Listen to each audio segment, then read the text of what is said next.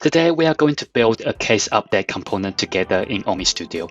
Our focus will be on datamapper actions inside integration procedures and how to pass JSON between the datamappers, integration procedures, and OmniScripts. We'll also look at how to design reusable and efficient solutions by manipulating JSON node structures and trimming data as it moves between OmniStudio components. This is a two-part series. In part 1, we'll focus on passing data from OmniScript to the integration procedure and datamapper to extract information, and sending that extracted data back to OmniScript. In part 2, we'll handle the reverse, sending the updated data from the OmniScript back to the integration procedure and datamapper to upsert records in the database. By the end of the series, you'll be confident working with JSON and designing scalable, reusable, and efficient datamappers and integration procedure solutions. Let's get started.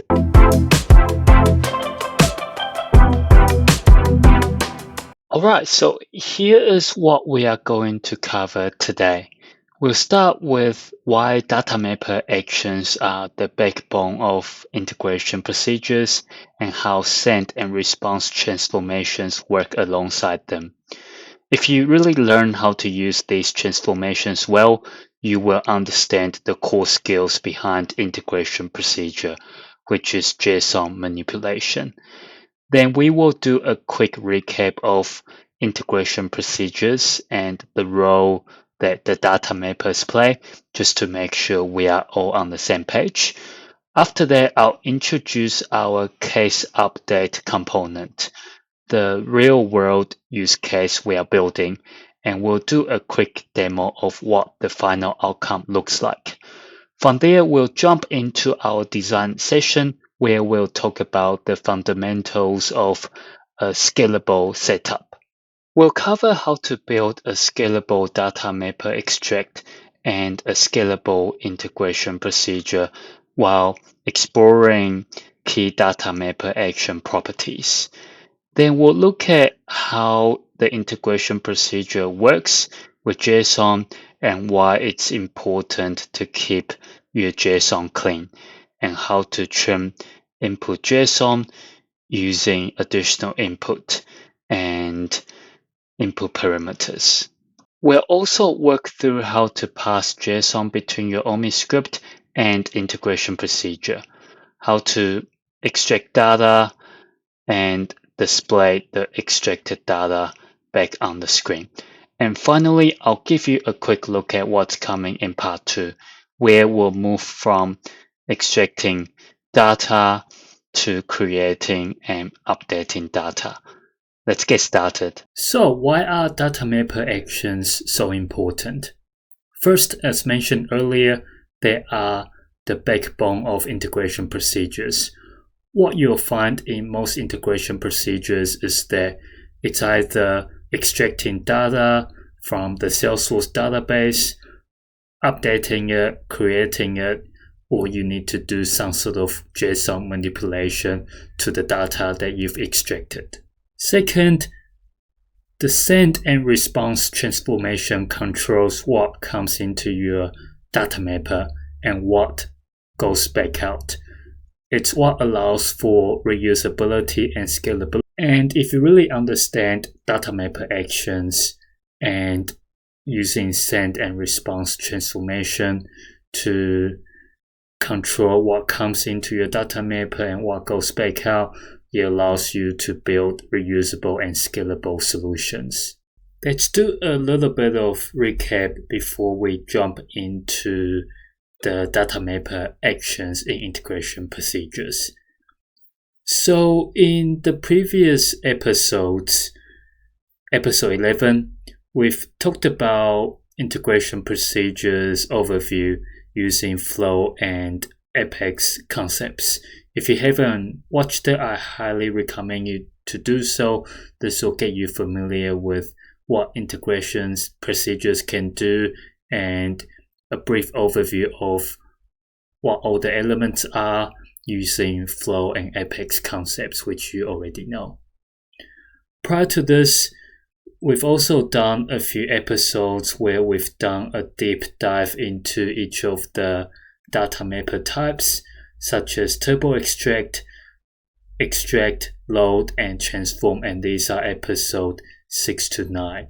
Again, I'll highly recommend you to watch these if you haven't already. I'll link the description below with all the links to these videos. Let's quickly go over what integration procedure and data mappers are. So integration procedure allows you to gather and update data from multiple sources like Salesforce, external APIs, or databases. It's useful when you need fast and efficient server-side logic. You need to do some sort of complex data transformations, integrations with external systems, or if you need to execute multiple actions at once. So for example, if you need to extract something from Salesforce, update some records and email, and you want to do this all in a single server code, this is when you would utilize integration procedures. Now coming to data mappers. So there are 4 types of data mappers: data mapper turbo extract, data mapper extract, data mapper load, and data mapper transform. Data mapper extract and turbo extract, it extracts data from Salesforce. In terms of the flow comparison, it's very similar to the get records element. In Apex, you have the so-called query that extracts data from Salesforce. Data mapper load, you use this to create or update data. In the flow world, it's like the create and update element. In Apex, these are your DML statements. Data mapper transform, so these transforms data structure. The closest element in flow is the transform element. In the Apex world, it's like writing a custom Apex class with data transformation logic using a bunch of variables and flow statements like if else and switch statements to transform the data structure. Alright, before we get started, make sure you have a developer org with OmniStudio installed. If you don't have one yet, I've linked a video in the description below that walks you through how to request an OmniStudio developer org. Now, before we start building, let me quickly show you what we are going to create so you have a clear picture of the end result. This will help you understand what we are aiming for and how different OmniStudio components fit together. So we are going to build a case update component. Now, there are definitely more advanced ways and better ways to build something like this, but for the purpose of keeping things simple and focusing on how we are passing the JSON data, which is the key focus of this video, I've simplified this component a bit. And before I go over how this component works, let's understand the business requirements a bit more. So the team would like to have a case update component available on every case record page. From this component, users should be able to quickly search for existing cases, make updates directly, and even create new case records, all without having to navigate away from any case record page or go into the list view and search for cases or click on the new button to create new cases. So here is how it works. You'll enter a case number. So since we're on this page, let's enter this case number 00001070. Since it's an existing case, it's going to display case details. And we'll make some changes here. Subject updated case, subject description updated case description. When we click next, it's going to display a message saying the record has been created or updated successfully. And when we hit refresh, you can see that the status, subject, and description that have been updated successfully.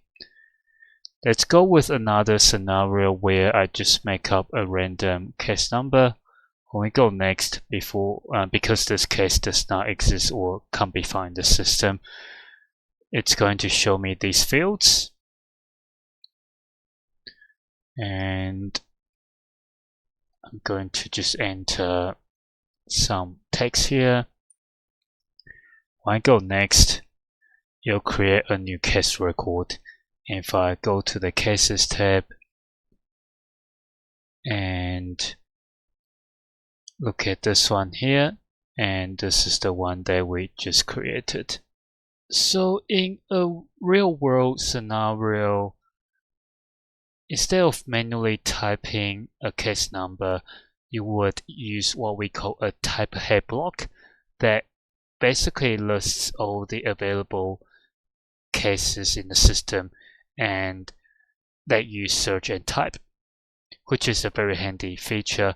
And don't worry, we'll definitely cover the type ahead blocks in future videos. Now, before we start building OmniStudio components, let's first do a design session together so we know how everything fits together, what OmniStudio components we need, and what our plan is when it comes to passing JSON or data between various OmniStudio components. I know that I haven't covered OmniScript in great detail, but don't worry, if there is any mention for OmniScript, I'll keep it high level, as the focus for this video really is to understand how we pass JSON between various OmniStudio components such as OmniScript integration procedures and datamappers. Alright, so what I have here is the two key screenshots from the case update component. So all of this is inside the OmniScript. So I'll abbreviate it as OS.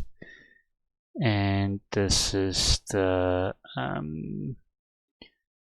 case update component. So what do we need over here? How can we display case details from the case number that we are passing in? What we need over here is a datamapper extract that basically takes in a case number, and based on the case number, it extracts case details.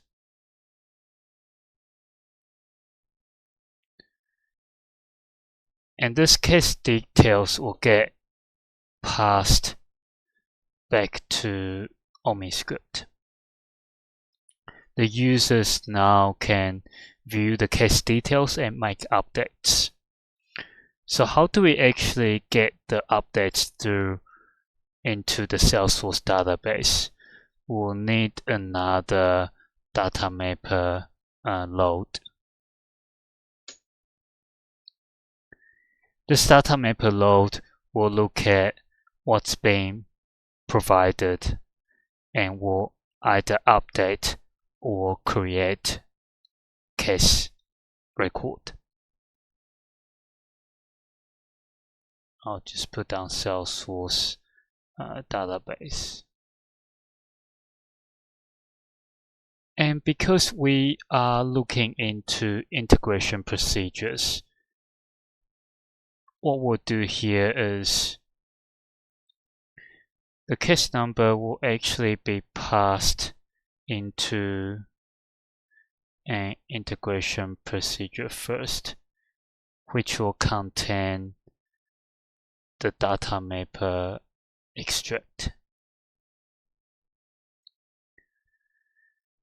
The datamapper extract will extract the case information and pass it back to OmniScript.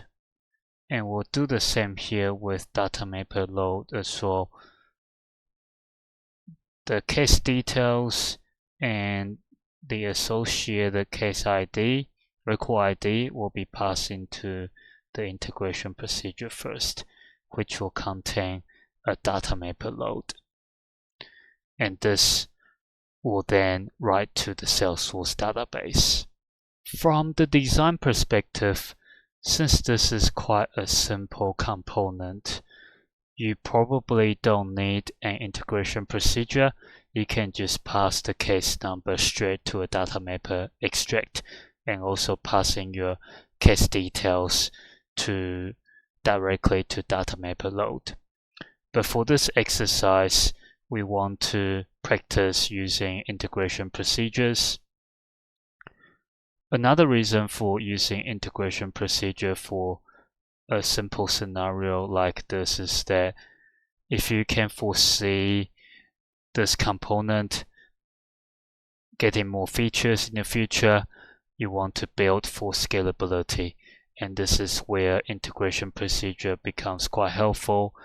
As mentioned in the earlier recap section, integration procedures allow you to execute multiple actions in a single server call, so it's higher performance, and you can do a lot more with JSON manipulation, which becomes a very useful functionality when you want to create scalable data mappers or integration procedures. We'll go over all of this in much more detail later on in the video. Alright, so to help you understand this concept better, let's compare this with Flow. So in Flow Builder, this section over here is your get records element, where you'll be able to get a case record based on the provided case number. You'll then display this back to the user using a screen element, and then you'll be either creating or update records. So this is your create record or update record element, and these would write to the Salesforce database. And in Apex, the get record element is like your so-called query. Screen element, it's like your Lightning Web component, LWC. And the create record and update record is your DML statements. Now, different people have different approaches, but what I usually like to do is I like to build from bottom up. So I'll start with datamapper extract. After that's been built, I'll build the integration procedure. Then I'll go and build this part of the component of the steps in OmniScript.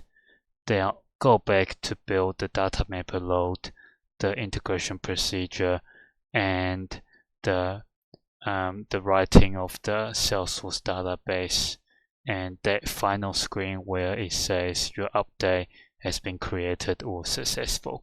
So this will be the order that will follow in this video. Alright, so let's head to the OmniStudio app and go into OmniStudio Datamappers, and let's create a new datamapper together. So this datamapper will be extracting case details, as we've talked about here in the whiteboard over here. We'll first extract case details based on the provided case number. So this is what we are doing here. We are building this datamapper extract first. Then we'll move on to building the integration procedure.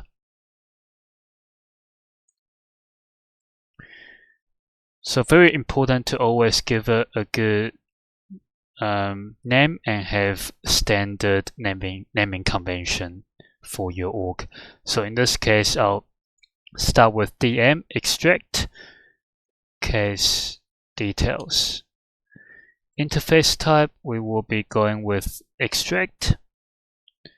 For description, what I usually do is if you have a Jira ticket or a reference to your requirement, I usually have included the case number here. So Cloud with Ryan, we'll go with ticket number 1. And I'll briefly write down what this does. So extract case details based on the provided case number. And the advantage of including a ticket number here is that in the future, when you look at this datamapper, you can quickly find more details about how this datamapper is built and why and the business requirements by going to this ticket. And you'll make your life a lot easier down the track. You'll make it a lot easier to modify as well and to understand for new developers that's coming into your Salesforce org. So I've created this already, so I'll just name it something different. Extract case details from case number. Let's save it. Alright, now that we are in here, just a quick recap of what we are doing. So we need to build a datamapper extract that extracts details from the case object based on the provided case number. So what I usually do is if you are new to OmniStudio or still learning, I'll go to the case manager and just have a look at the case object. So first thing we need to understand is where we are getting this case number from. And I'll actually also open another tab here as well and find myself a case record.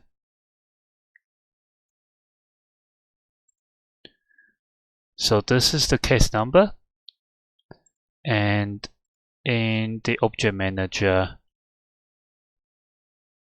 this is the field name, so case number without space. So now that we know what the field is called,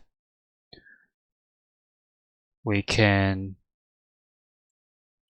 go back to our datamapper and start setting up the extract section.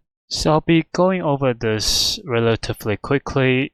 If you are new to datamapper extract, I'll recommend you to check out the datamapper extract deep dive video, where I've covered this in great detail, explaining all the functionalities here.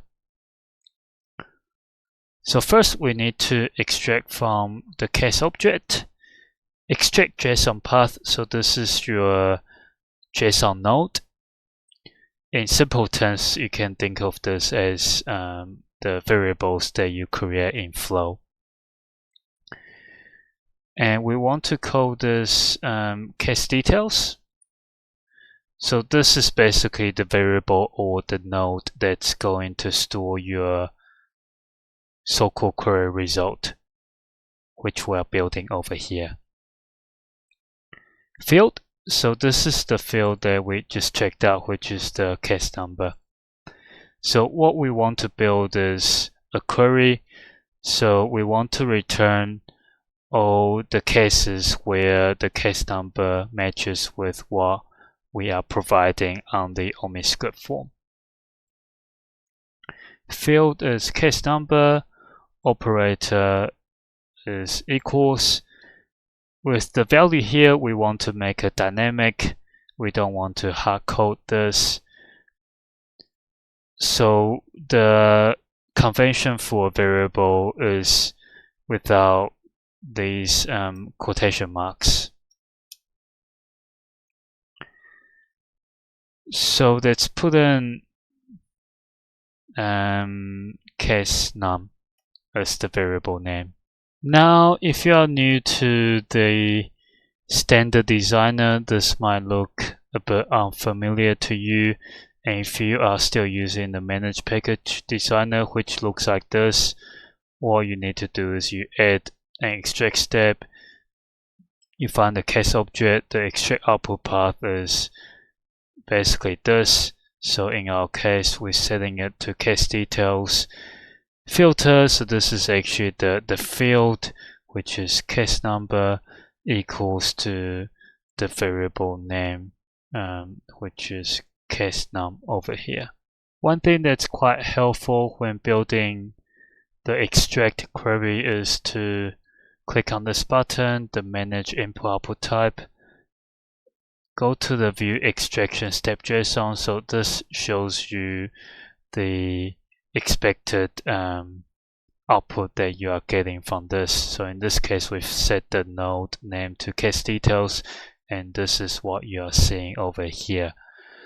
In the manage package designer, this part displays automatically. Alright, so the next step is to actually start mapping the fields. So let's go to the mappings tab. Before we start mapping, let's get a list of fields that we actually need. We'll go back to one of the case records.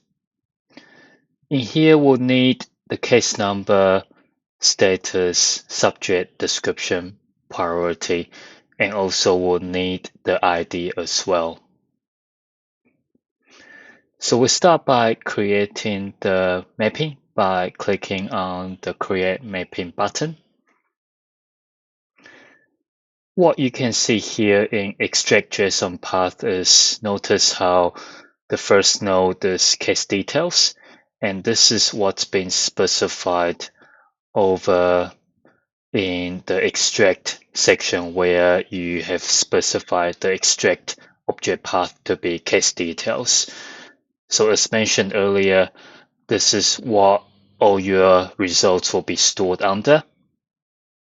So when you go to the mappings tab, the purpose of this is to map your result into the output JSON path, which you can specify your own JSON structure. So we'll start with the ID field. All the fields that you see over here, these are the fields that are actually available in the object manager. So if you go to the case object, and if you go to the list of fields that's available, this is what's being displayed in this drop down here. So we'll start with the ID field. Now, when it comes to the JSON output path and the datamapper actions, you have a few different options. So you can keep it the same as the extract JSON path, which is case details ID. Or you might choose to output just the field name as a simple key value pair. So for example, just ID. Or you can even go with a more complex structure where you include the object name in the front. So for example, case followed by case details and ID. So there's really no right or wrong ways to do it. It depends on your use cases. So it comes down to your personal preferences and how this data mapper will be used, whether it's part of a flexcard, OmniScript, or integration procedure. The key thing to keep in mind is scalability and reusability. So if you want to design your data mapper to be reusable across multiple contexts, it's worth planning your JSON structure carefully. So for me, my preference is to keep it the same as the extract JSON path. Let's go save and new. Next one we need to add is, let's have a look, case number. So let's go and find the case number here, and we'll copy the same and put it in the JSON output path. Save and new. Status is next. Again, save and new. Priority.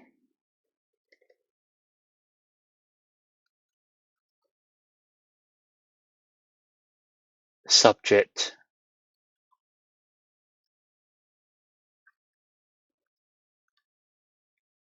And description.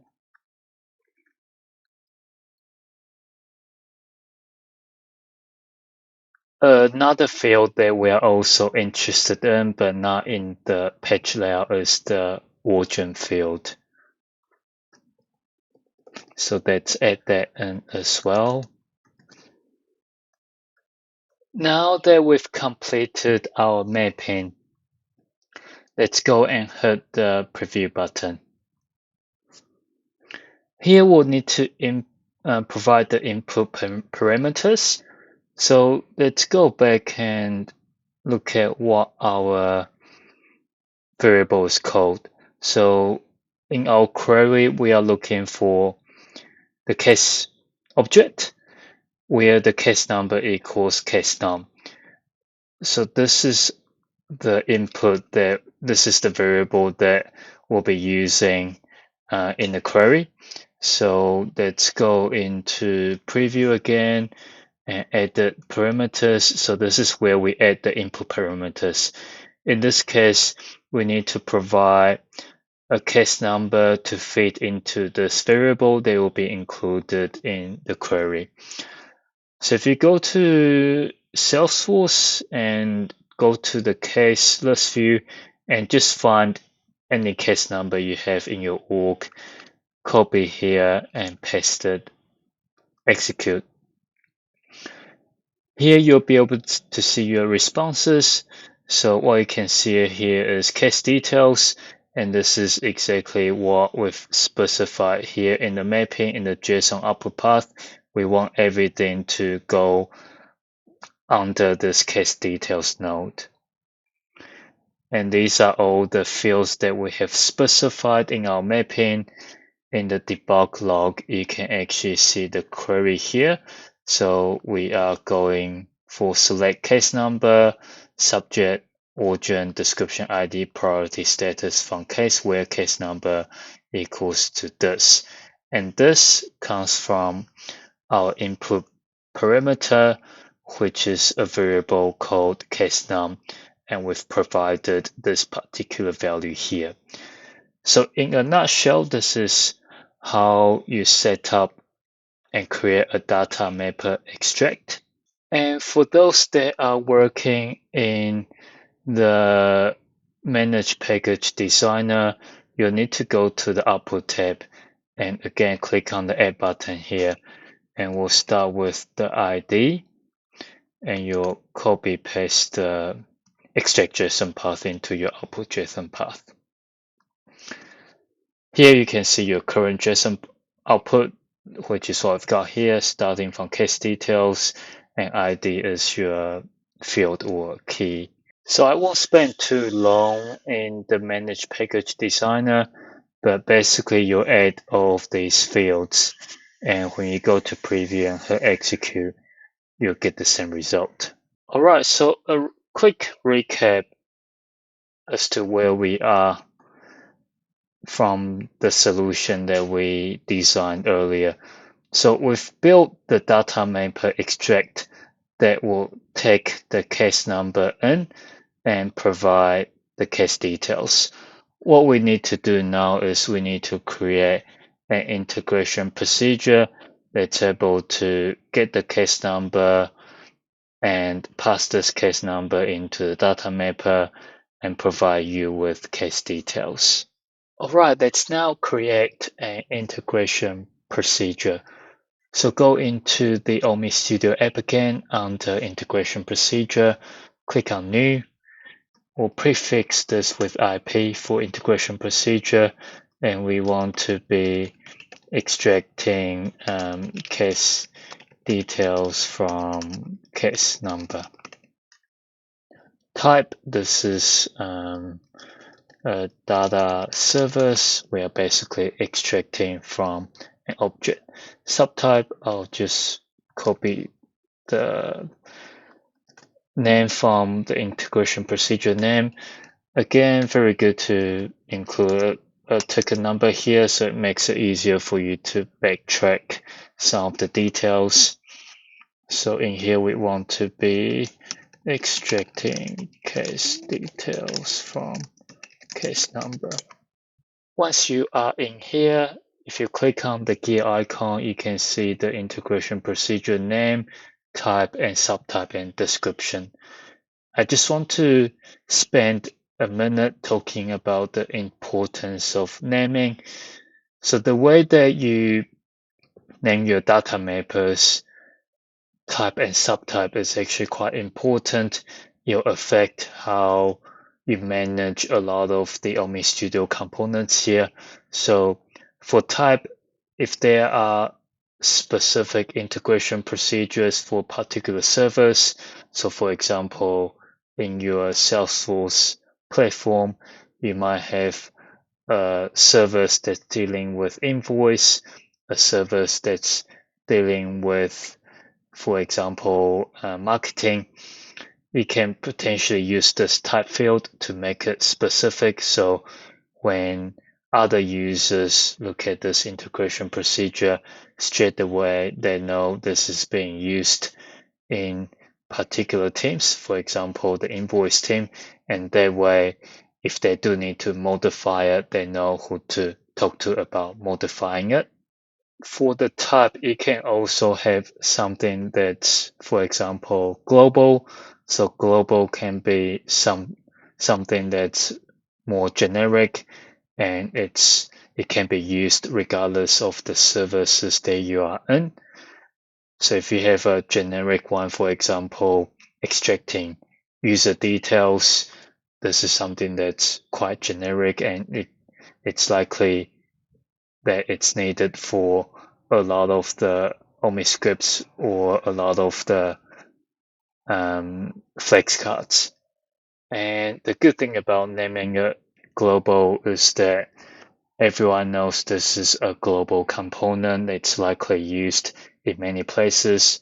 So it's very obvious that if you are modifying it, you need to take extra caution when you modify it, and you need to ensure you do the regression properly so it does not impact other functionalities or other OmniScripts that are in different parts of the Salesforce team.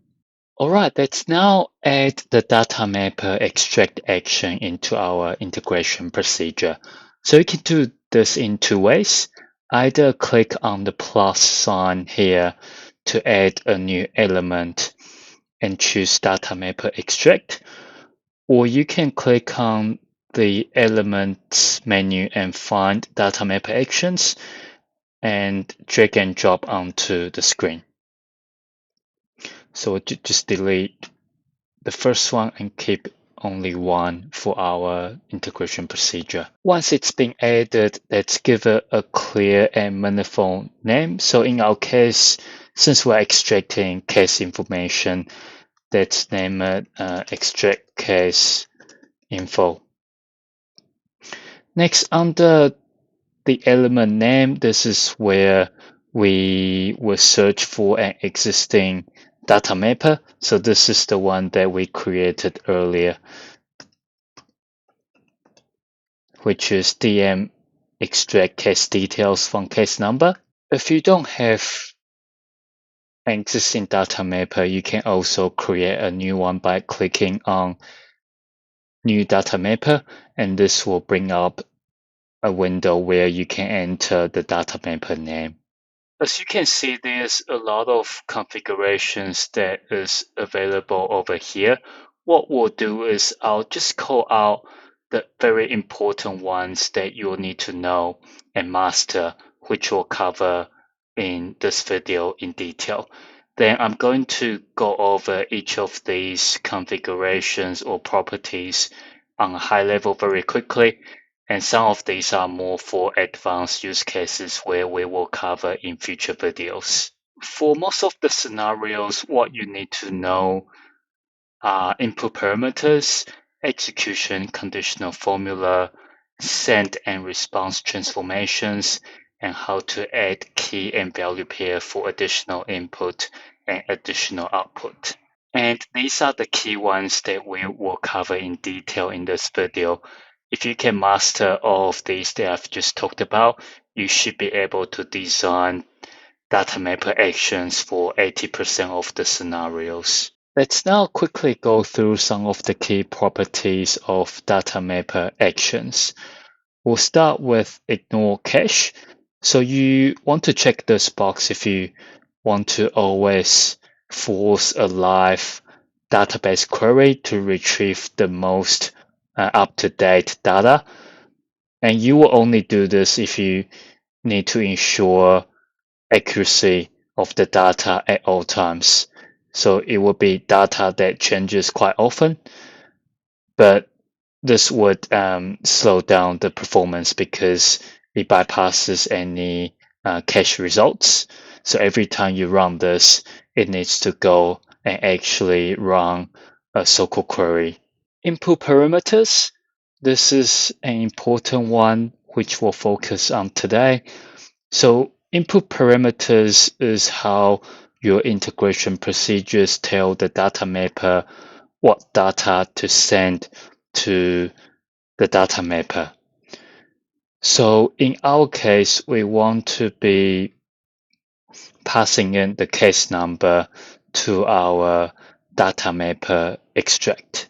When adding an input parameter, you'll see two important fields.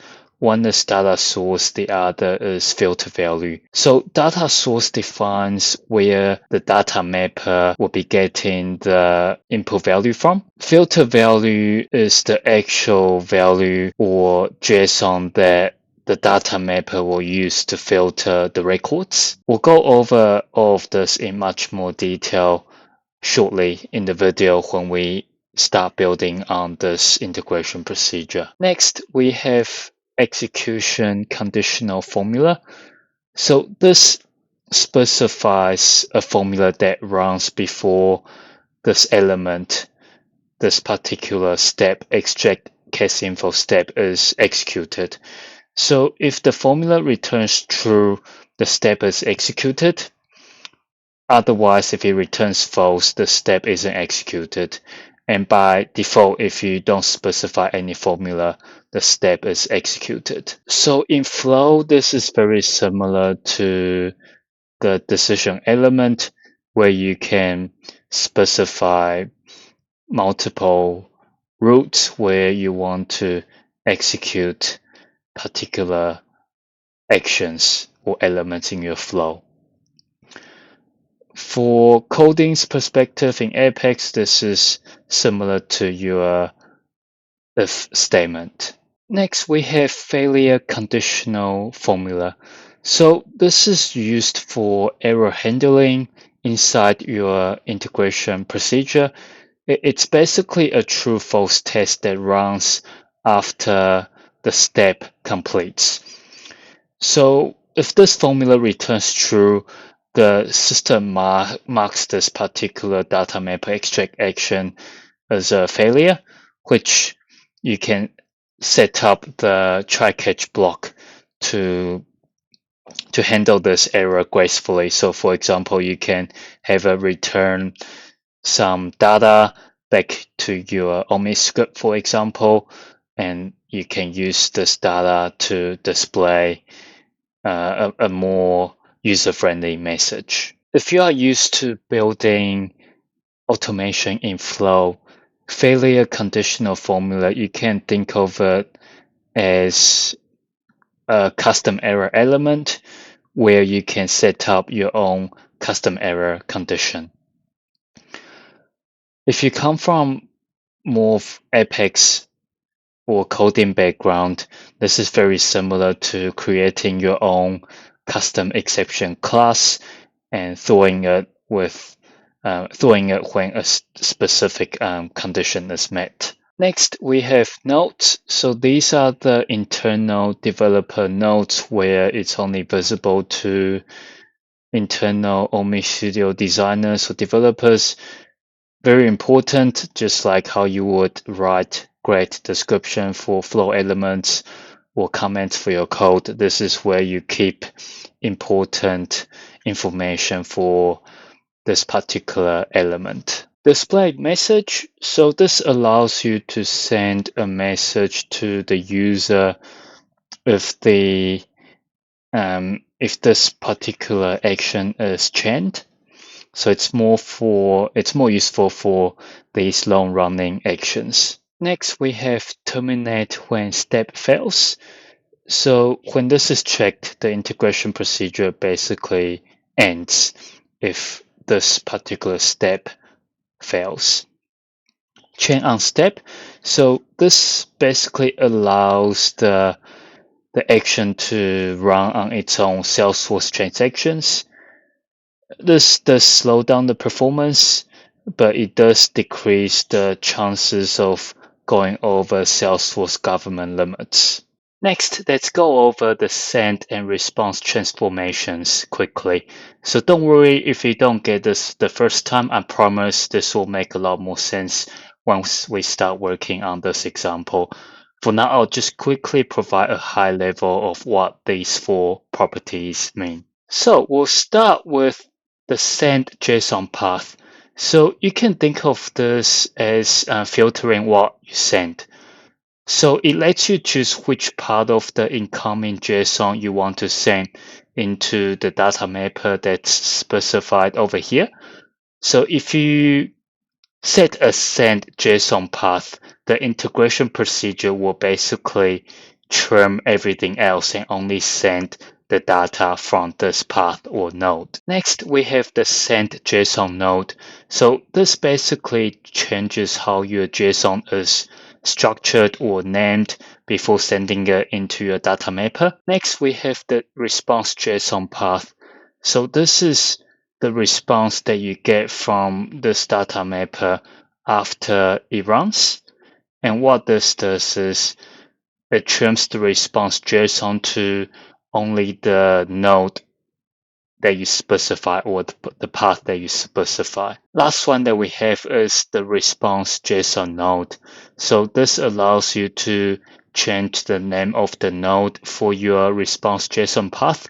It allows you to add structure to your response JSON as well. Let's now take a look at the additional input section. So what does it actually do? It allows you to send extra parameters into your data mapper action here beyond what's already been mapped in the input parameters section. So you can think of this as like manually adding extra data that the data mapper might need. This checkbox over here send only additional input. This, when checked, means you are sending only the data you've defined in additional input. Everything else gets ignored, so won't be sent into your data mapper action. Next, we have additional output. So this lets you add extra data to the output JSON.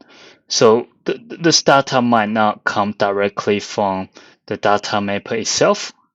You can use this to, for example, adding additional constants or context values that you want to make available for other steps in the integration procedure. Here we have the return only additional output checkbox.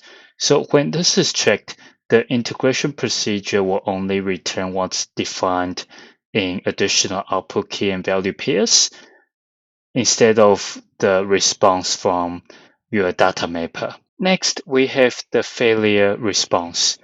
So the key value pair here allows you to define what should be returned if this datamapper action fails. This return only failure response checkbox when it's on.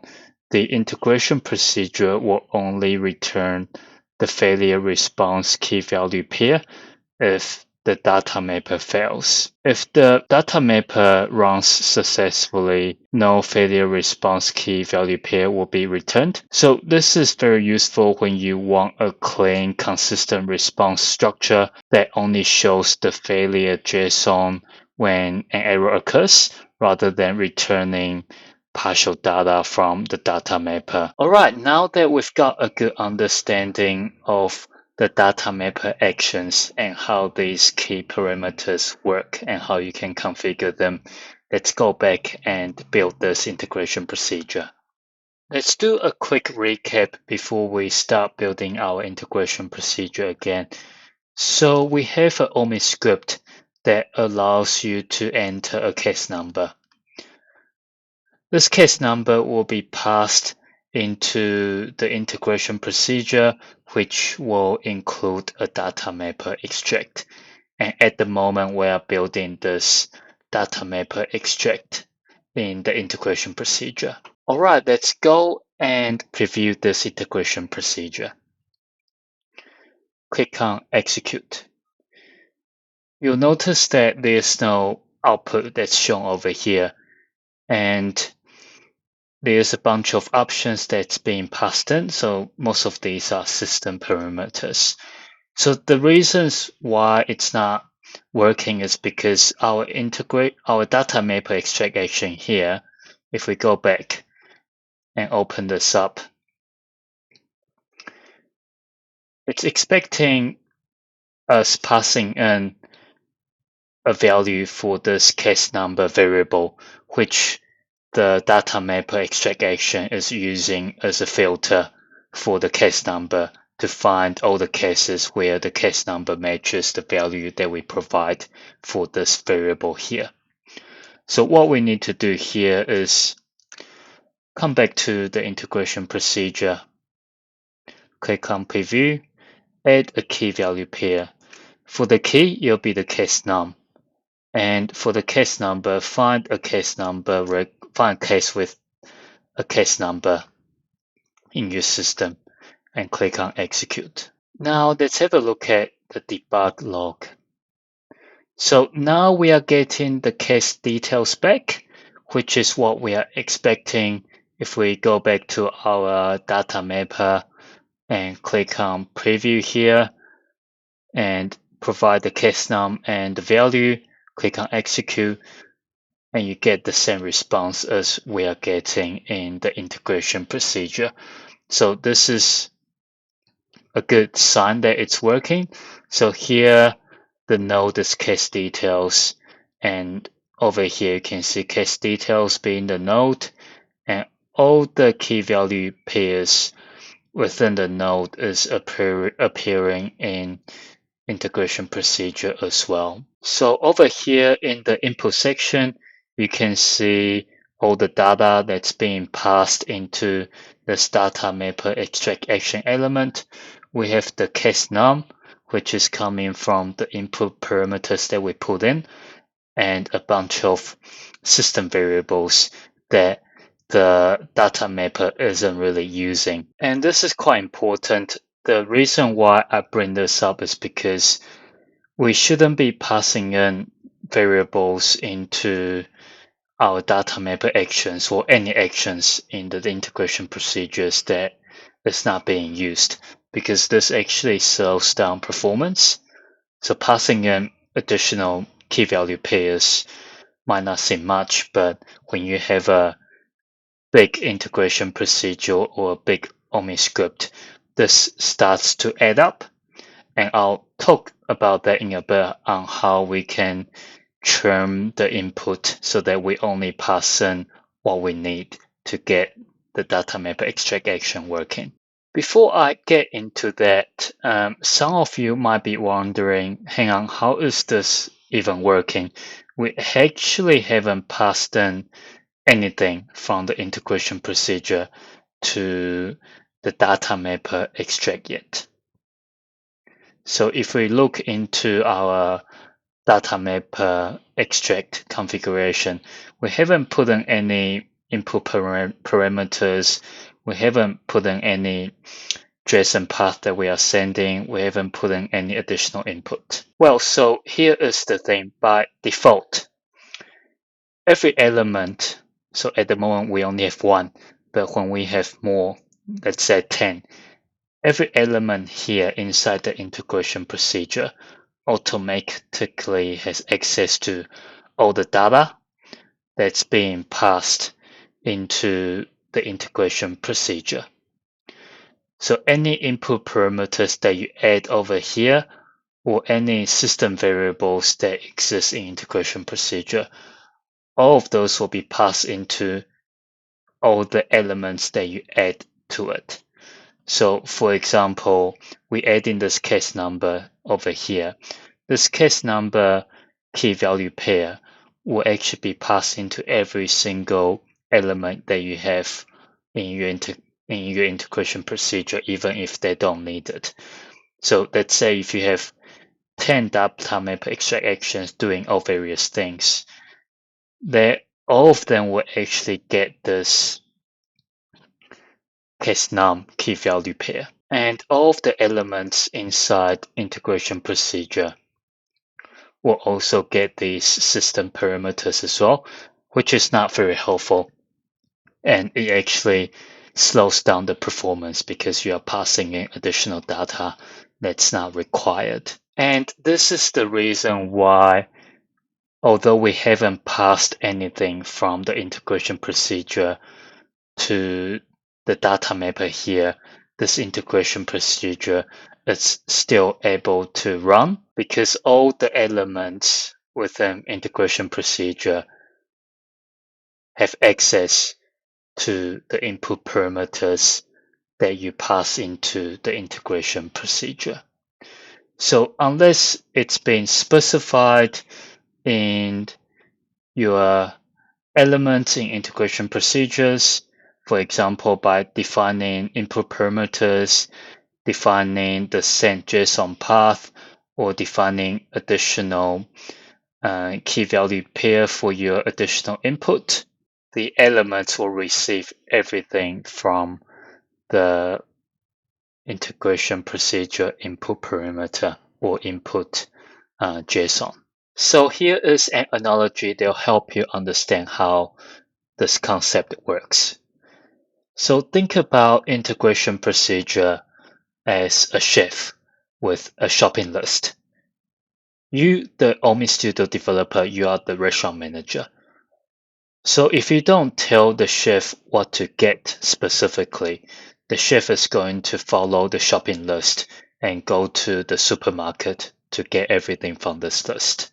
And this might be okay for most days, but you might have some days where the restaurant booking is a bit low and you don't want the chef to get everything from the shopping list. So what do you need to do? You need to tell the chef what to get. And that's very similar to how input parameters, how the send JSON path, and how the additional input works. These are basically you telling the chef what specific items you want the chef to get from the list. So the chef doesn't end up getting things that's not needed for the restaurant opening tonight. All right, let's take a look into additional input first. So click on Add Key Value Pair. For the key, this is what the data mapper needs as the filter value. So in this case, the data mapper is waiting for us to provide a value for the case num variable, where it can use this to find case records where the case number equals to the value that you provide for the case num. So we'll copy paste this, put it here. For the value, we need to be looking into what we are passing into the integration procedure. So to access this node in integration procedure, we need to use the percentage sign to access the JSON data. And it just so happens that we are providing the same JSON node as the key that we are using for the datamapper extract. So let's click on FX and put the percentage sign here and put case num here and click on done. And because we only want to send in the additional input, we don't want to send in any system parameters. Let's check this checkbox. Let's hit save and preview. Click on execute. What you'll find this time is you'll notice that for input, we are only putting in the case number and there's no system parameters anymore. And it's returning the same output as you would expect. So you might wonder what happens if the key changes. So this key here, case num at the moment, is dependent on how the developer is calling the API name for this text box here. So if this changes, this will change. So for example, if this is changed to case number, if we click on execute, it'll no longer work. And what you can see here is the input here, which is what we have as the key. It's not able to find this JSON node from our input parameters. So what we need to do here is, because they've updated the name for this text box, what we need to do here is we'll go back to here and update this to match what's coming into the integration procedure, which is now case number. And we'll go and click on preview and hit execute. And this time it's able to execute now because this case num, which is the key, and here this is what's matching this over here.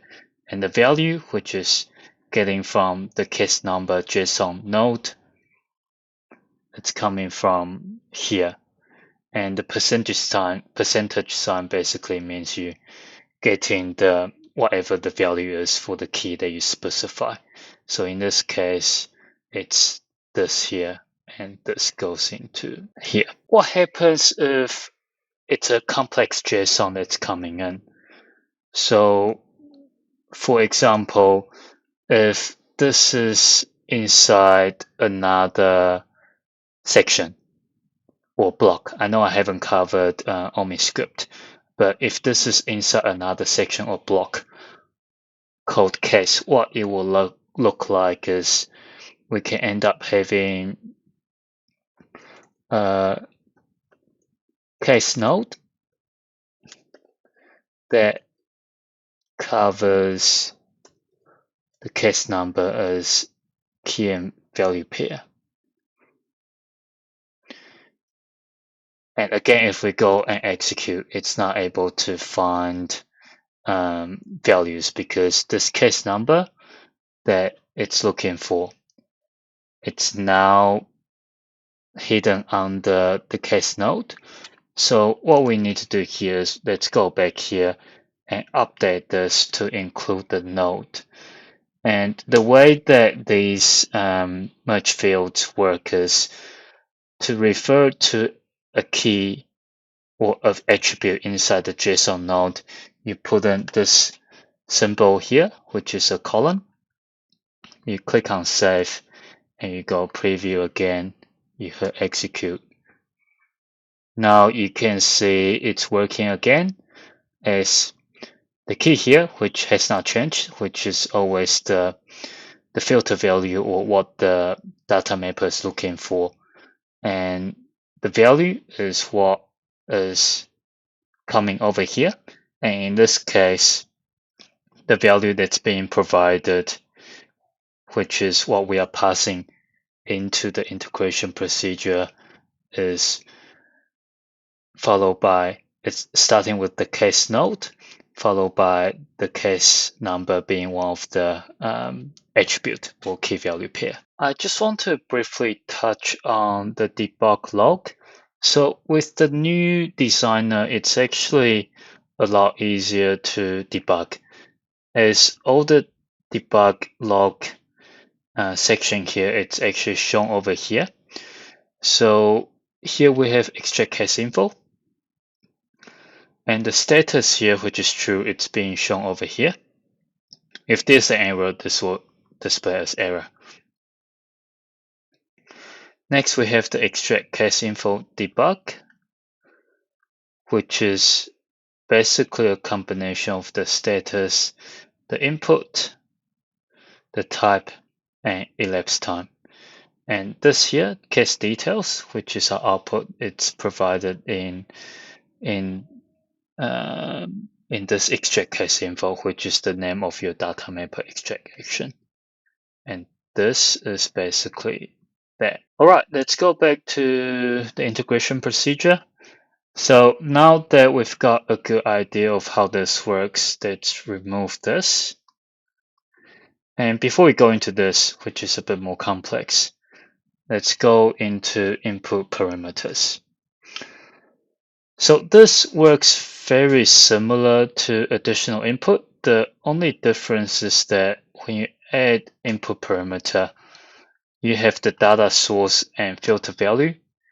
In here, you have the key and value pair. The filter value here, this is basically the key. So the positioning of the fields are opposite. So filter value is basically what the data mapper uses to filter the query. In this case, it's case none. And this is basically what we put down for the key. For the data source, this is basically the value. The difference is that when you put data source here, you don't need to include this merge field format. You can directly include the JSON node over here. So for example, at the moment we have case number. So if we go back to here and just go case number,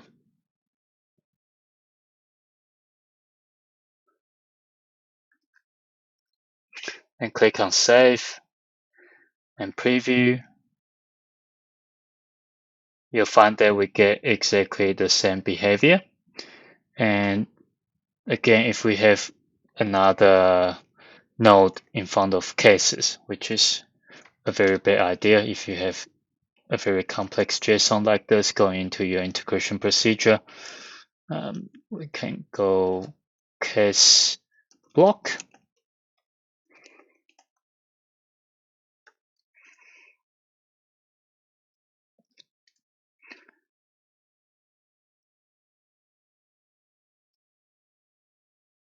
Click on execute, and now of course it won't work because the structure has changed.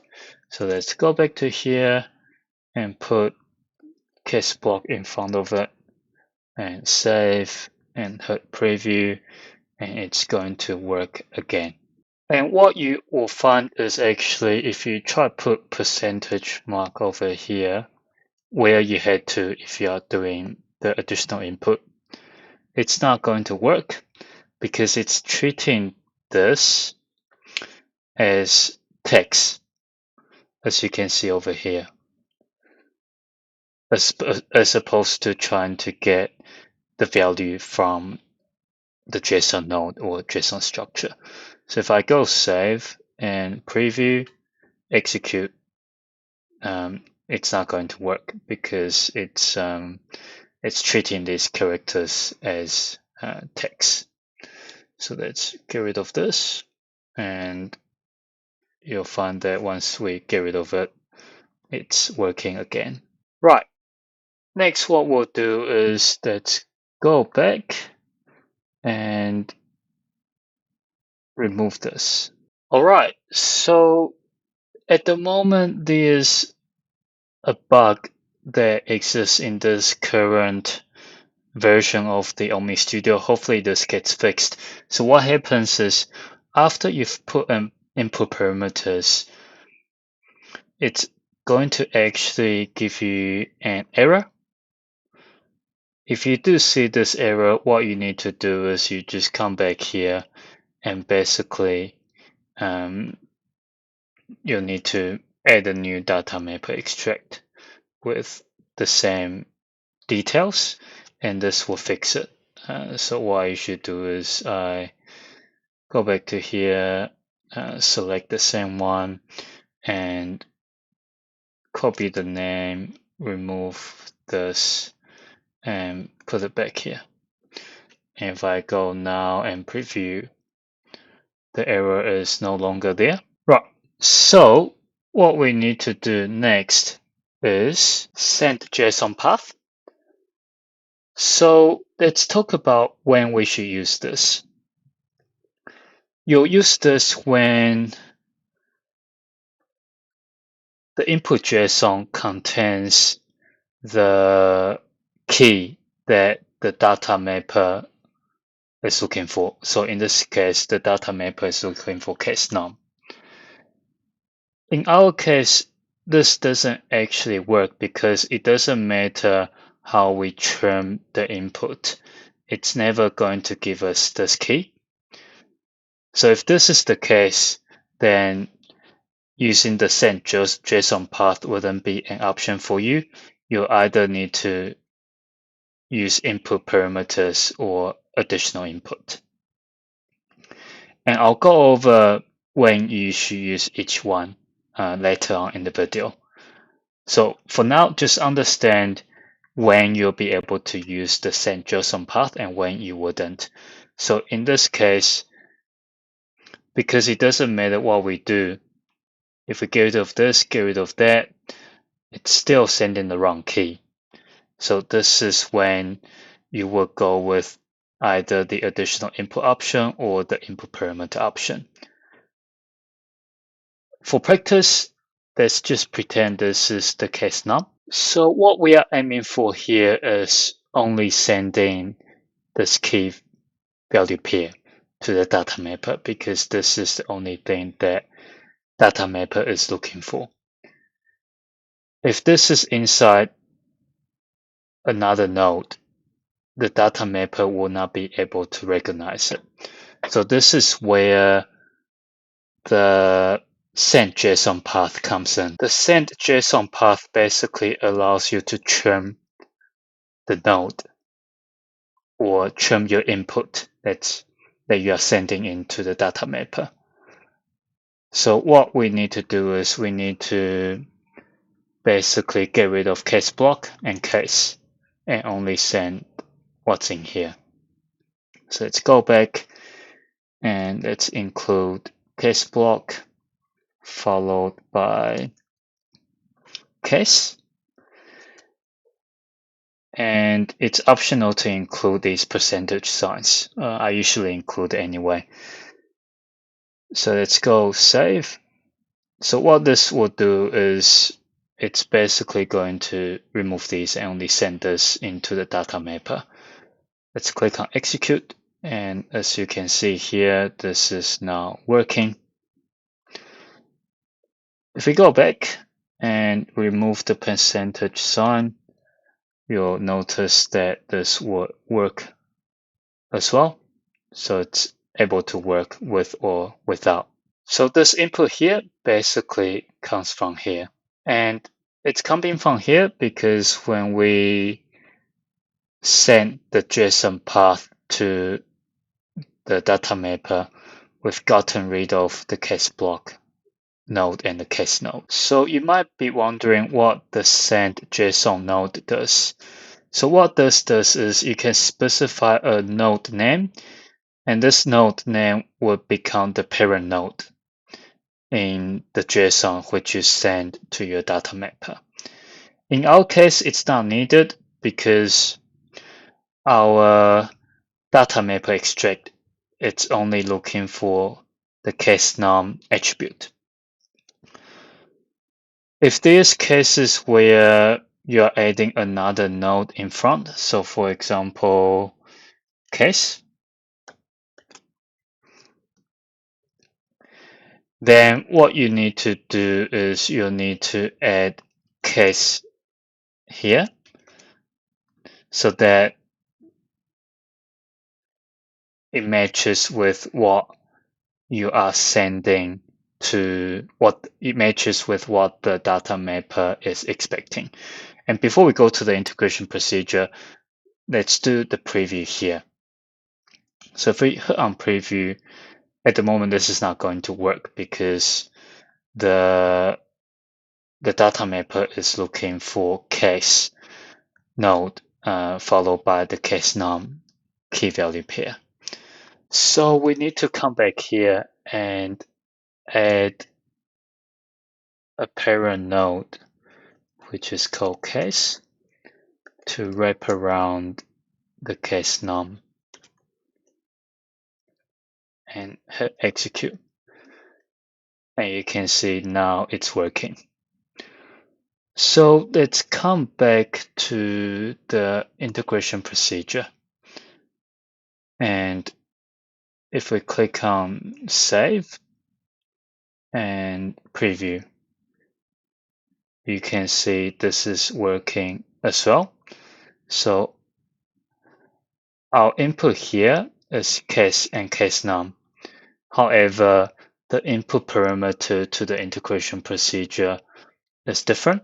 So what happened here is the input parameter here, case block, case, and case num, will first be trimmed to only contain what's inside the case node, which is the case num.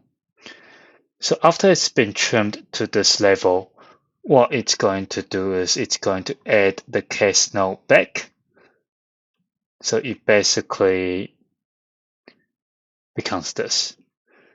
And this is what's been sent to the data map extract action. And maybe this is not so clear because we're naming this the same. So to make it super clear for you, let's edit this and let's call this case details. And of course, we need to update this. Actually, let's not name it case details because we're having this in the output. So let's name a case section. And let's update this to case section and checking that it's working. So yeah, that's working. We'll come back to our integration procedure and change the send JSON path to case section. So basically, you can think of this as replacing this JSON here with this JSON here. So whatever the path you have here, it'll be replaced with this. So coming back here, preview, execute, it's still working. And how this works is the send JSON path basically trims the case block and case away from the input into the integration procedure. So you are left with the case num key value pair. And then the send JSON node basically adds the case section back to the input JSON so that it looks like this. So it basically replaces this with that. All right, so now you can see the integration procedure is quite powerful. You can basically do a lot of manipulation with JSON. And this is what it makes it super powerful and scalable as well if it's been designed the right way. Now let's revert some of these changes back to make the next part of the integration procedure design a bit easier to understand. So to keep it simple, we'll remove the case section here, come back to the data mapper, get rid of the case sections from the input parameter, and get rid of the case section in the lookup here as well. And making sure this works. Yeah, it's still working. Come back here, making sure this still works as well. Cool. So we are in a good place to begin the next part. All right, so what we need to do next is we need to pass whatever we have in the integration procedure to the OmniScript. And we'll do this by using something called response action in integration procedure designer. And this is going to be what we'll be using as this response element.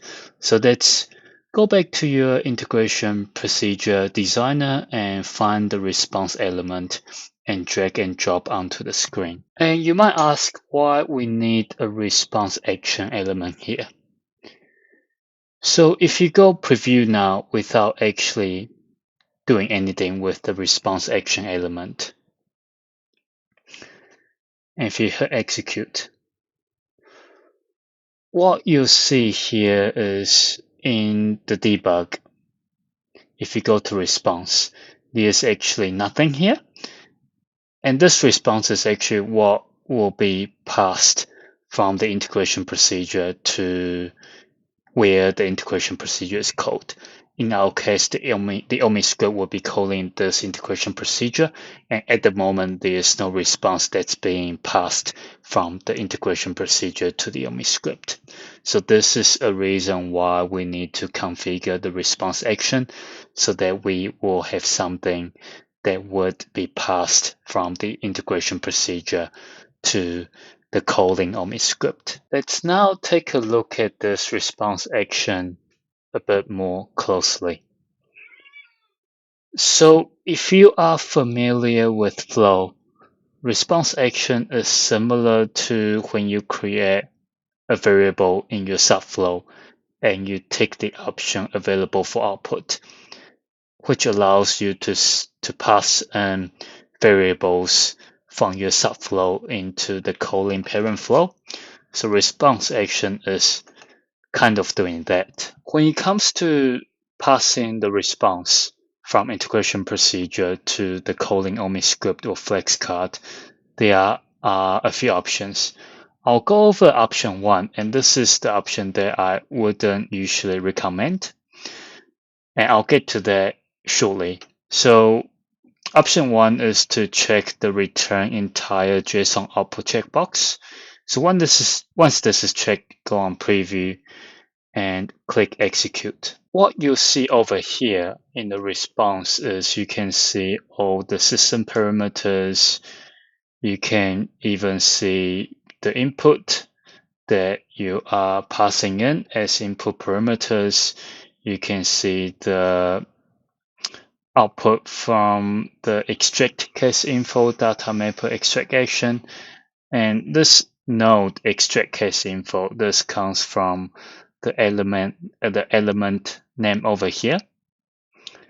So you actually end up getting a lot of responses or JSON nodes attributes that's not really required, and you wouldn't want to be passing all of these data to the calling OmniScript or FlexCard. So what do we want to do instead? Let's come back here and let's go to response action and uncheck this. In here, we have additional output response. And this is where you can add key value pairs and restrict it to only return the additional output. So what we want to return is, let's go into the data mapper again and click on preview. So this is what we want to return. We want to return case details and everything within the case details node. So the way to do that is there's many different ways. Let's come back to response action first. Click on add key value pair. And we want to pass in the case details as the name of the key or the JSON node. So how do we actually get this? You'll be able to get some clues by looking at, we'll just check this again so we can see what it looks like when we return the entire JSON. So at the moment, without doing anything, you will get, let's go to JSON link. Yeah, you'll basically get this, starting with the element name they've specified here, followed by the output from the datamapper, which is case details and all the attributes here. So this is essentially what we are seeing here. So what we want to do is to basically get rid of this node extract case info. And how do we do that? So let's come back to the integration procedure and come back to the additional output. So again, we need to use the percentage sign to refer to any merge fields or JSON node in integration procedure. So our aim is to only have this, and I'll explain to you what happens if we only include the extract case info node. What's going to happen here is what you'll actually do is in here, when you have the value specified as extract JSON info node, I'll just duplicate this tab. What it's doing is basically it's going to take whatever is inside this node. So the value that you get by doing this is essentially this.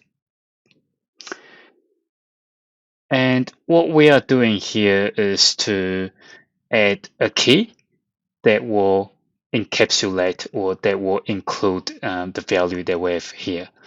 So what you are doing here is to add another node called case details that encapsulates this value here.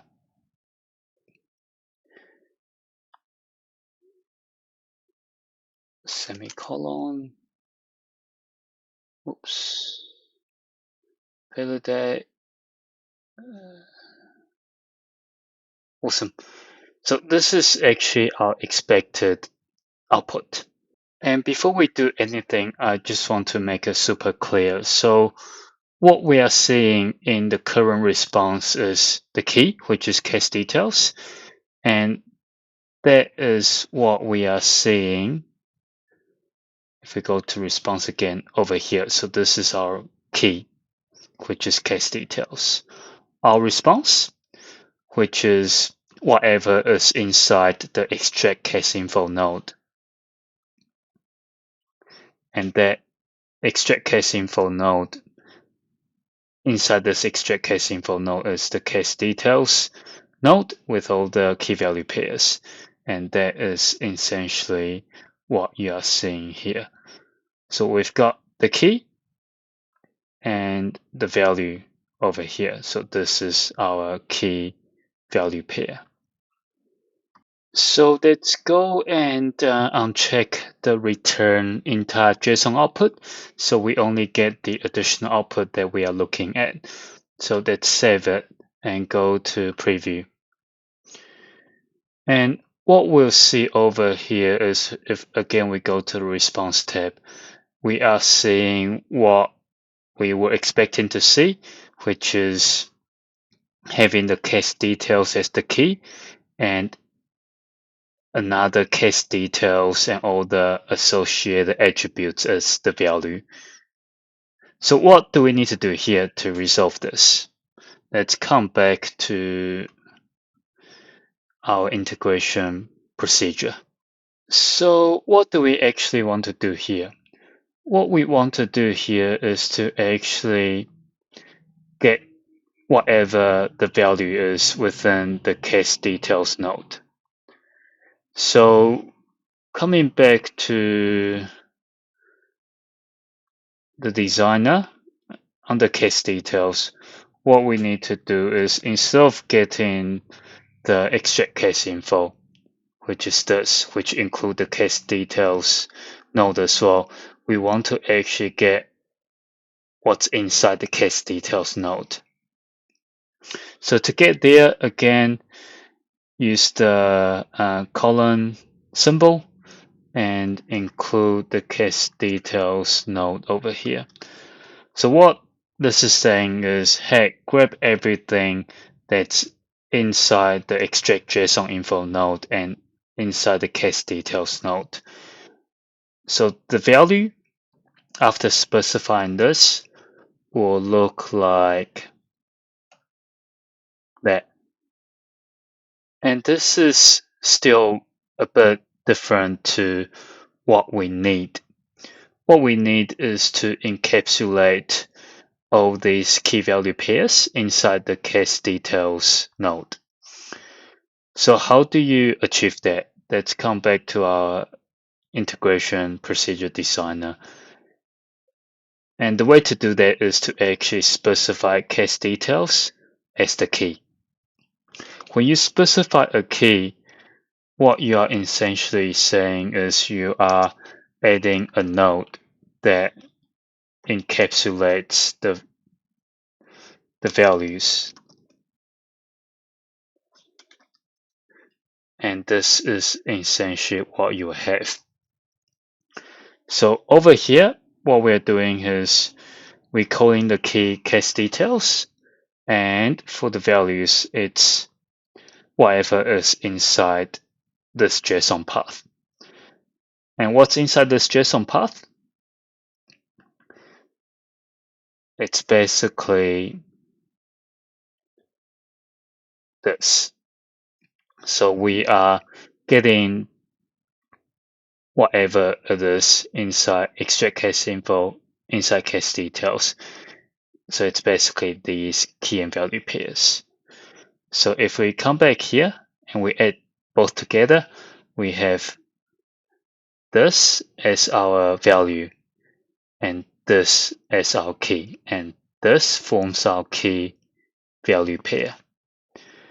So let's come back here and verify it. So we'll go on preview again, click on execute, and look at the response.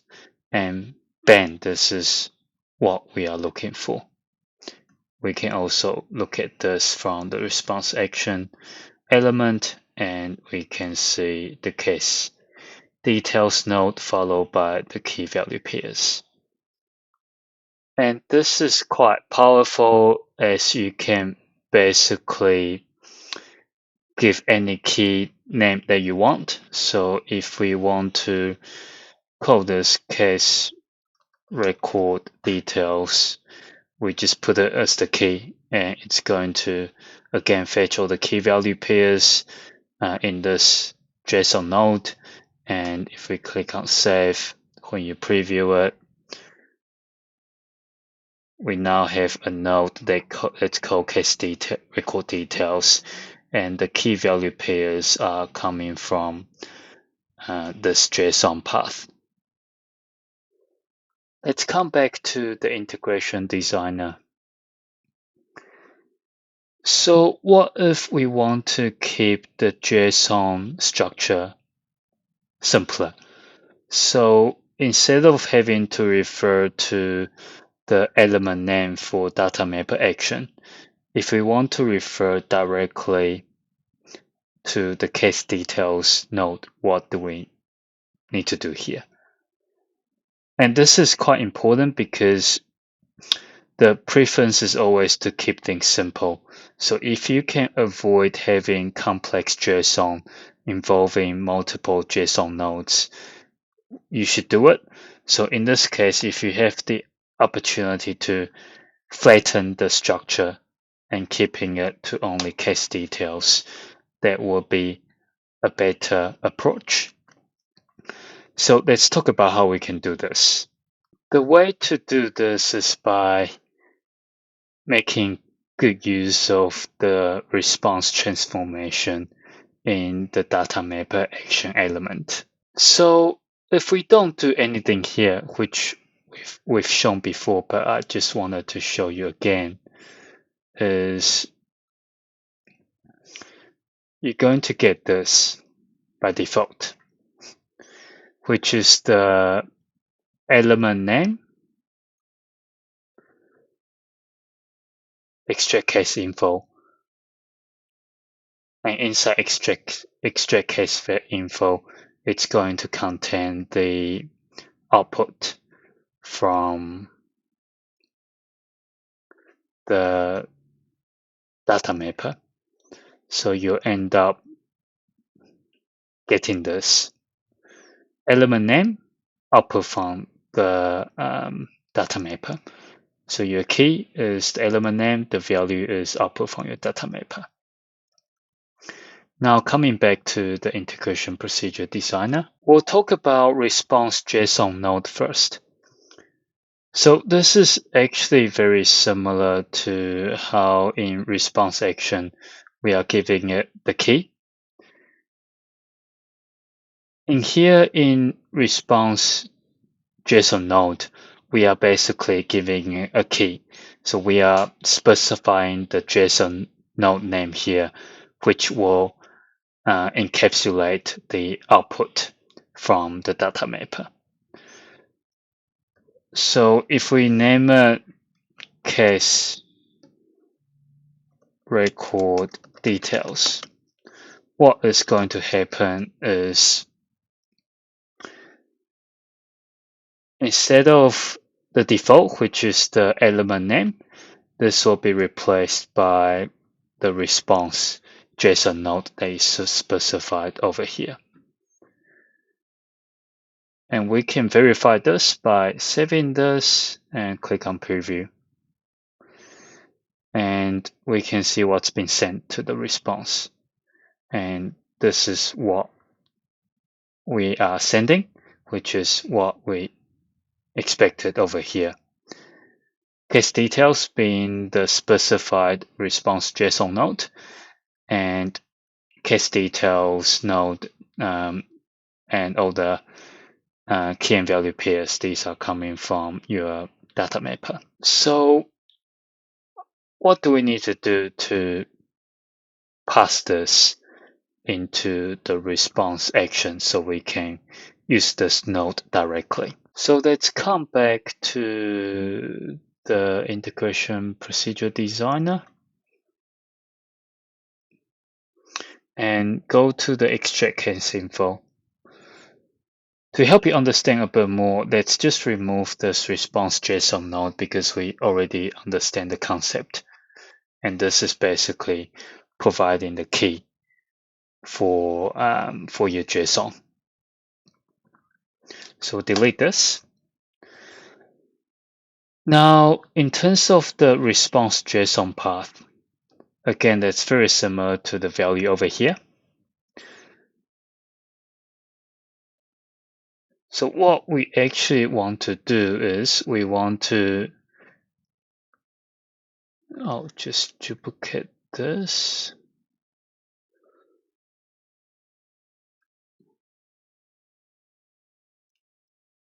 Paste this here and remove this. Right, so what we actually want to do here in the response JSON path is we want to first trim this so that we are left with the key value pairs only. And I'll show you what this looks like. So to trim this, you need to specify the case details node first.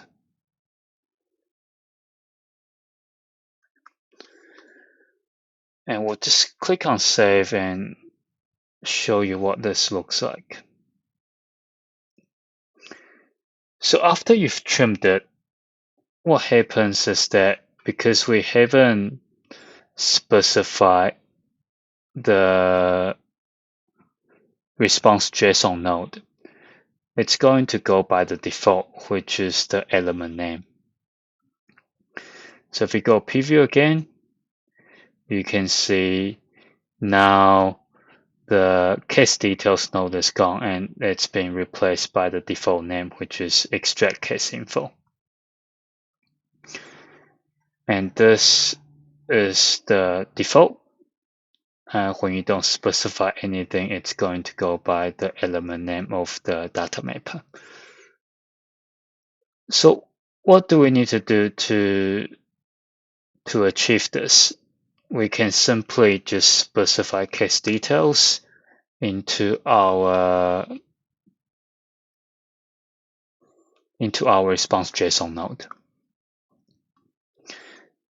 and click on save. And if you preview this, click on execute, you'll notice that now we are sending case details followed by all the key value pairs. And what this means is that in the response action, we no longer need to refer to extract case info. And in fact, if I go preview and execute, if I see response, it's not going to be able to find anything because now there is no such a node that's called extract case info because it's being replaced by case details. So what we need to do here for the response action to be able to find the output or the response from the datamapper action is to directly refer to the case details node, which is what we've configured over here. So if I go save and preview and hit execute, you can now see the response, which is what we are expecting. And now this is directly being passed into the response action as the input. And this comes from the datamapper extract action. And again, you can name this whatever you want. So if you don't want to name it case details, you want to call something else, case record details, you can update that in the response JSON node. And to make the response work, you just update the value here and click on save and click on preview, execute.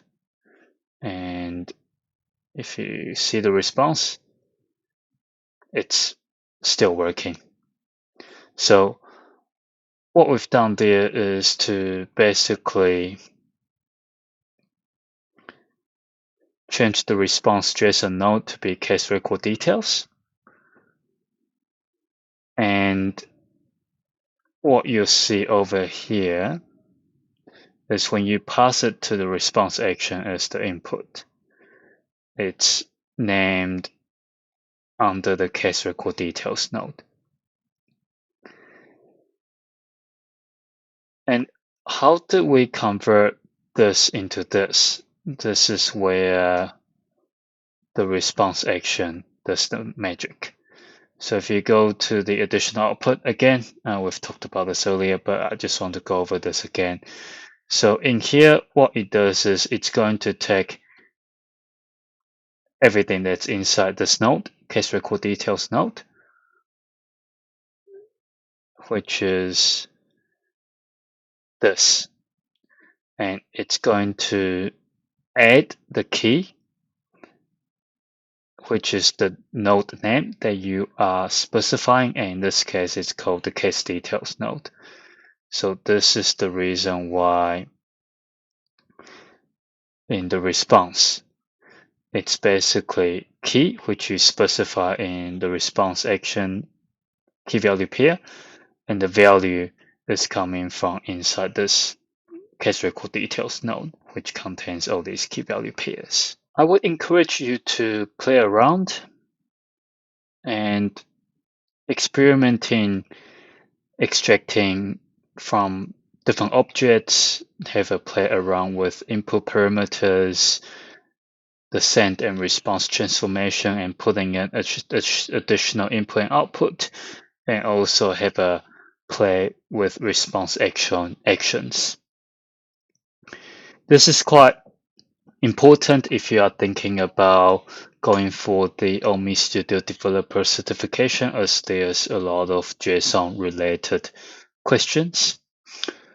So what we've covered so far is designing scalable integration procedures and data mappers. And also we've talked about how we can make use of the send and response transformation to only send the data that we need for the element. This will improve the performance as we are not sending in system-related data or data from other elements into actions that don't need them.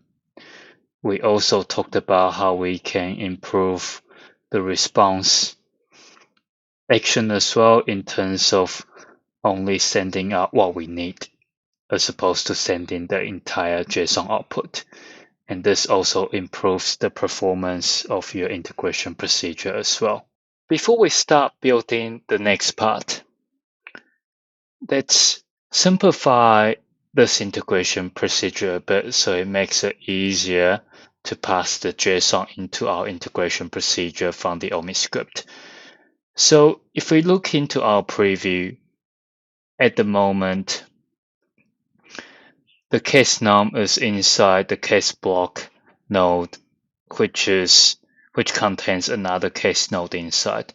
So we'll just remove the case block node to make it a bit simpler. So of course now this is not going to work because the way that this is designed at the moment is we are sending the case block and case as the JSON path, and because this no longer exists, it's not able to find the path that we specified. So instead, let's come back to here, remove the case block node, and only send the case as the JSON path. And what this will do is it'll basically trim this out and send the case num key value pair into the data mapper, which is exactly what the data mapper is expecting. So now if we go execute, now it's working again, and we'll just double check the response. All right, once we're happy that this is working, we'll click on activate. All right, it's time to review our design and have a look at where we are in this journey. So we've built the integration procedure, the data mapper extract inside the integration procedure. We've just finished building the response, which we can use to pass into our OmniScript. So our next step now is to build the OmniScript that will take the response from the integration procedure and populate the case details. So a quick recap. In this case update component, the user will manually enter a case number. Once it's entered, this number will be passed into the integration procedure and the data mapper. From there, the integration procedure will extract the case details, and the case details JSON will be populated onto the OmniScript. So this is what we'll be working on next. We'll be building this part of the OmniScript. All right, let's create the OmniScript. So first go into the OmniStudio app and go to the OmniScripts tab. Click on New.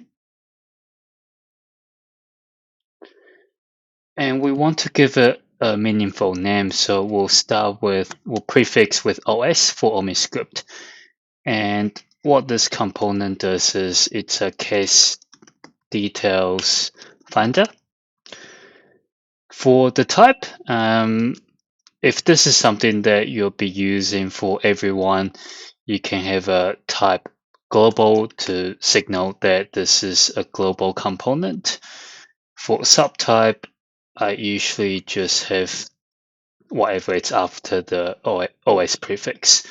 Description, it's always good to personally include the ticket number, so you can always refer back to the user story.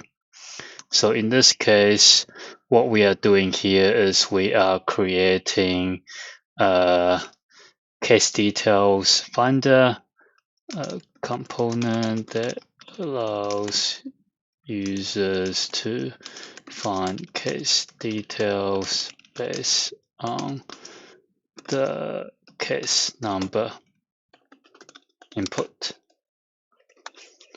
Click on save.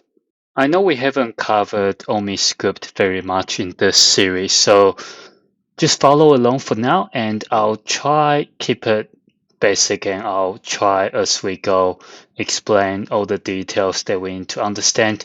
But the key here really is to understand how the JSON is being passed from the OmniScript to the integration procedure to the datamapper, back to the integration procedure, back to the OmniScript. All right, once you're in here, by default, there is a step element here. A step element in OmniScript is similar to a screen element in your screen flow. So on the step element here, you can put various inputs here like checkboxes, email box, different field types. You can put in text fields, time fields, etc. Alternatively, if you want to add additional screens, you can drag and drop the step element here as well. All right, so back to our whiteboard. What we want to do is we want to create a screen where the user can enter a case number. So to do this, we're going to need to put a text input. So let's just get rid of all of this.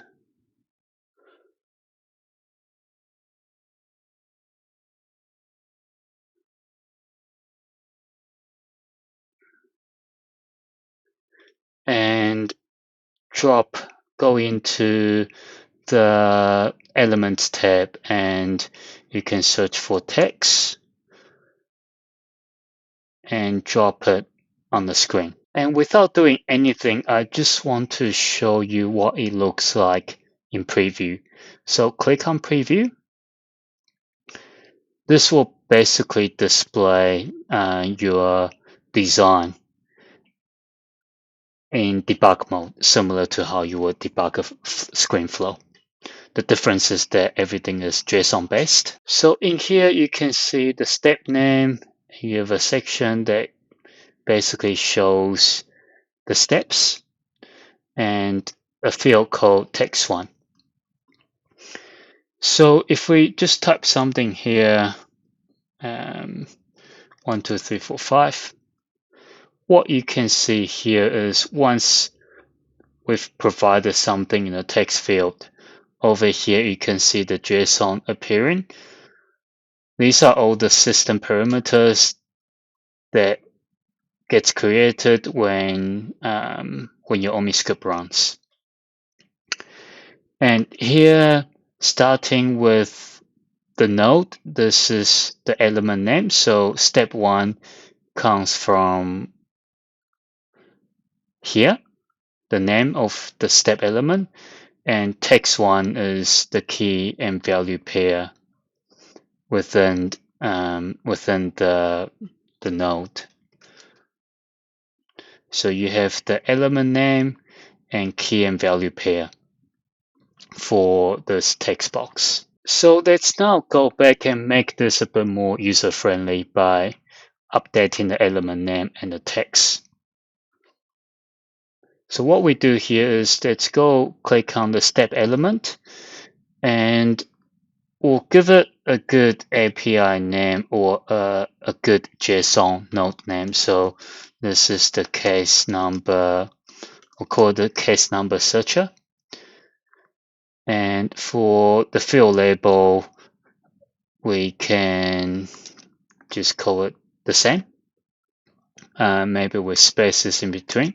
So field label is what displays to the user, and the name is what the JSON node will be. Next, we'll come to this text field, and on the field label, we need to ask the user to please provide a case number, and the name, which is the key for the key value pair, we will call this case number input. And let's preview this once again. Now this is a lot more user-friendly. You can see here it says case number searcher. On the steps here, we only have one step at the moment, but it's showing the case, the step name. And this is now asking to provide a case number.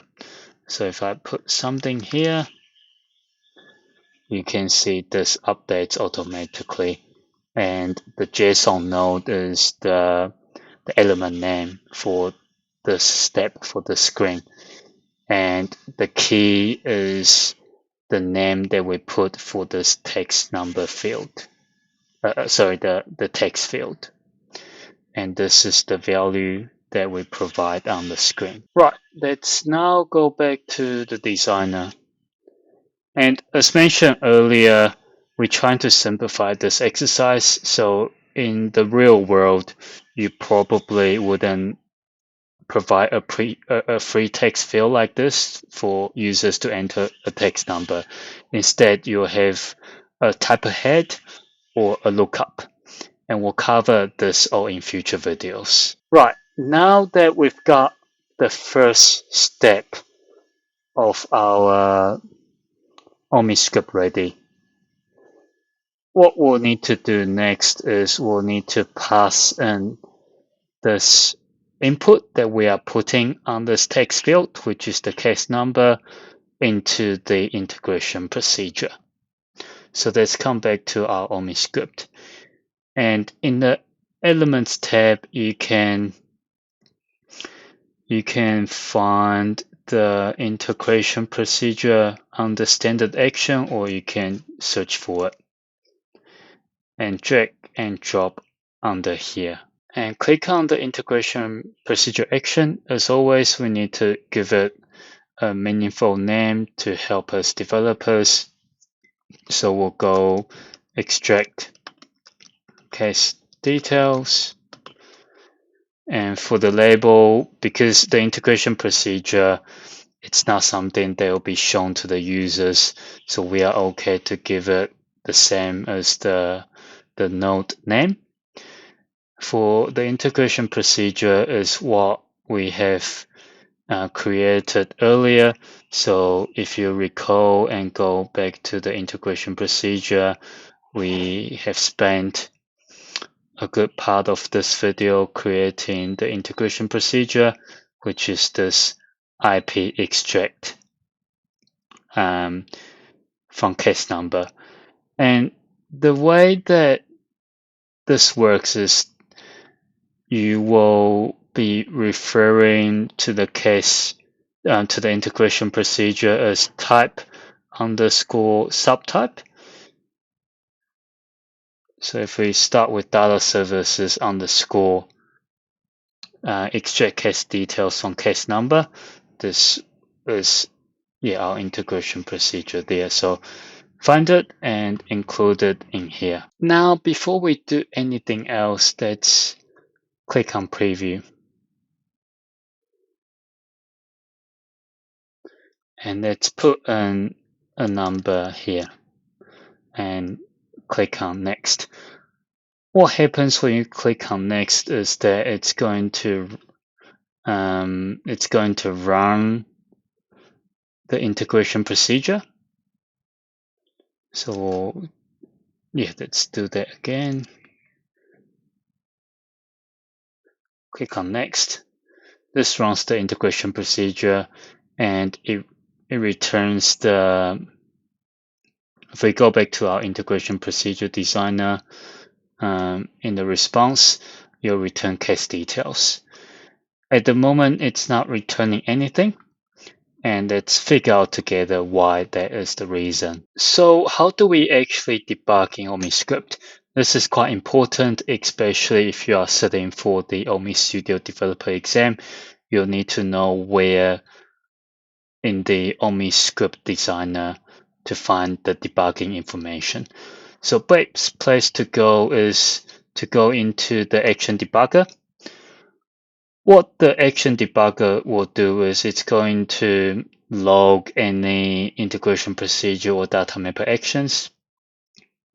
What I usually do is I'll clear the action debugger and run it again so that I've got a clear view of all the integration procedure and all the datamapper actions. Now that we have this, we can expand on this. This extract case details is basically the integration procedure action element, and this comes from the name. So very important to name your integration procedure action, or in fact any elements on here well, so it's easy for you to understand in the debugger.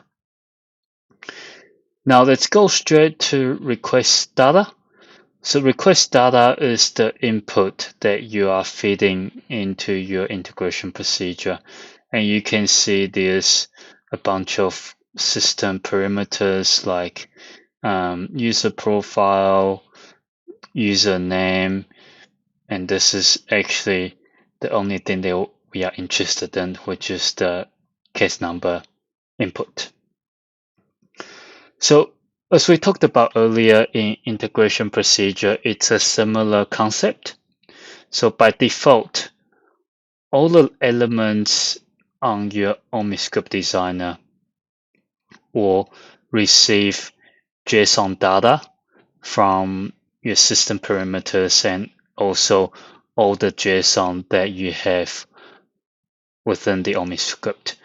So for example, if I add 5 additional fields on here, and I have another screen after this, all of that JSON data is going to be passed into your integration procedure, whether you need that or not. So in our case, we don't actually need it because the only thing that we are interested in is the case number. All right, so to pass the case number from the OmniScript into the integration procedure, we need to understand how the JSON structure is like, both on the OmniScript side and the integration procedure side, and determine what JSON manipulation we need to do in order for the case number to flow through from the OmniScript into the integration procedure. So let's come back to our OmniScript first. And preview again. And find a case number that exists in your org. Put it here, click on next. And this should give you the JSON structure that contains the case number in here. And we'll come back here to our whiteboard and just paste it above the OmniScript. Now we'll do the same with integration procedure as well. Let's jump back to our integration procedure, and again, let's go and execute. So here our test parameter contains the case node. Inside the case node, we have the case num attribute and the associated value. So we'll paste this onto our whiteboard as well.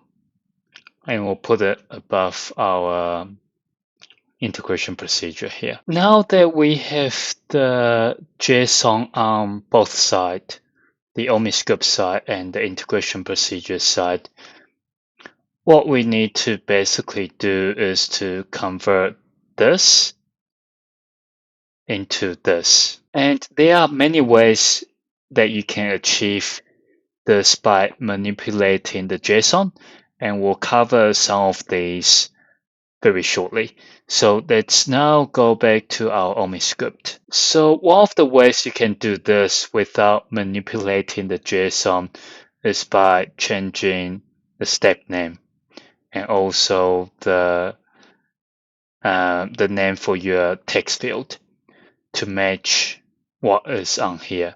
So if we make the step name instead of case number searcher, we call a case, and for the text field, instead of calling a case number input, we call a case num.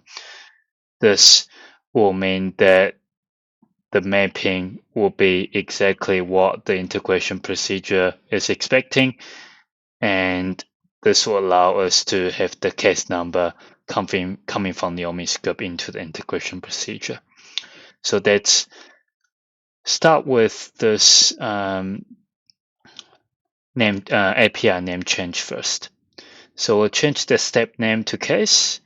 We'll change the text property to case num.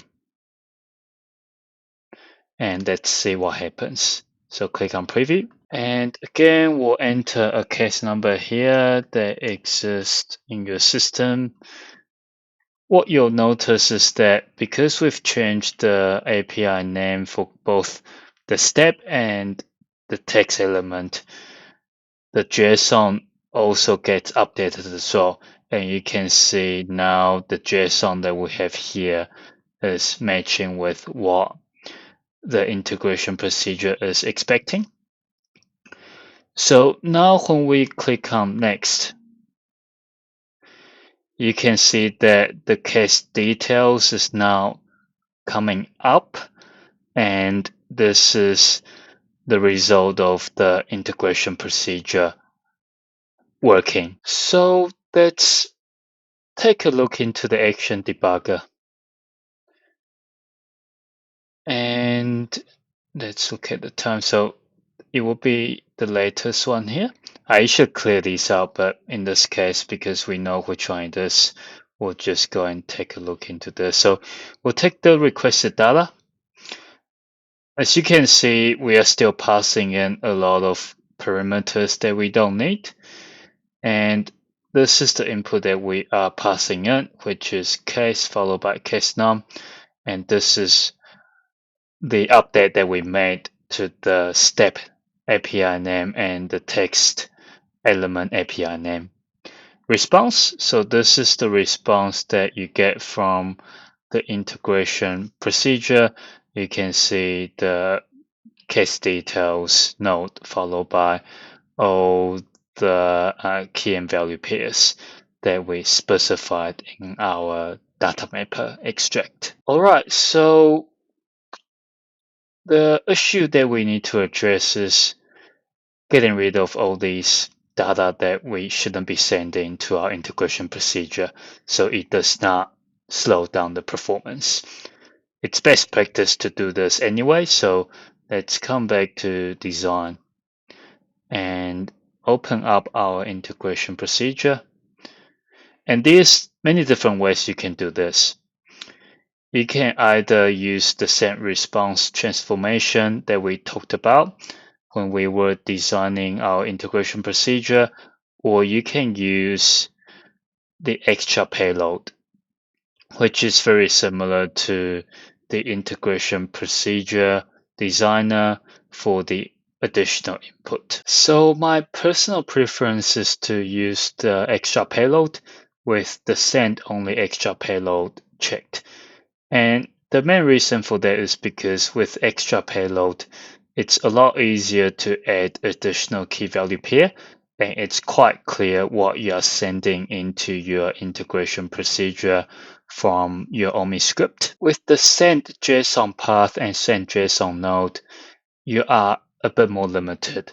So you can only select a node that you want to send from the OmniScript into the integration procedure. And if you have more than 2 nodes, you either need to add additional payload anyway to cover that additional node that you want to send into your integration procedure, or you need to actually do some JSON manipulation before your integration procedure to put all the nodes under a single parent node, which you'll send to your integration procedure.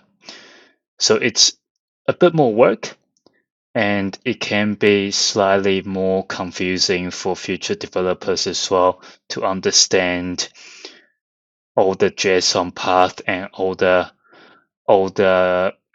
transformations that you have to do beforehand to make this work. So that is the reason why I usually go with the extra payload option. All right, since we are here, let's talk about how we can use the send JSON path quickly before we go back and talk about how we can use extra payload to do it. So how this works is you need to specify the node in which you want to send to your integration procedure from the OmniScript. And as we talked about earlier, if we go into preview again,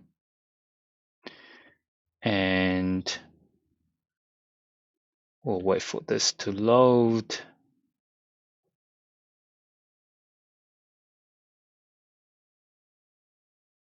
Maybe I'll give it a refresh. Preview. Right. Let's put in a case number here. Click on next. In the action debugger, let's look at the request data.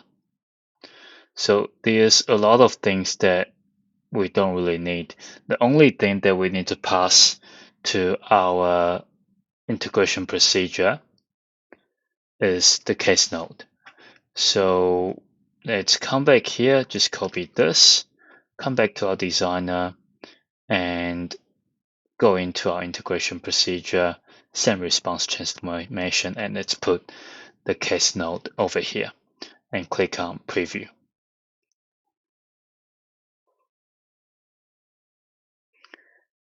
Now let's put in a case number here, click on next.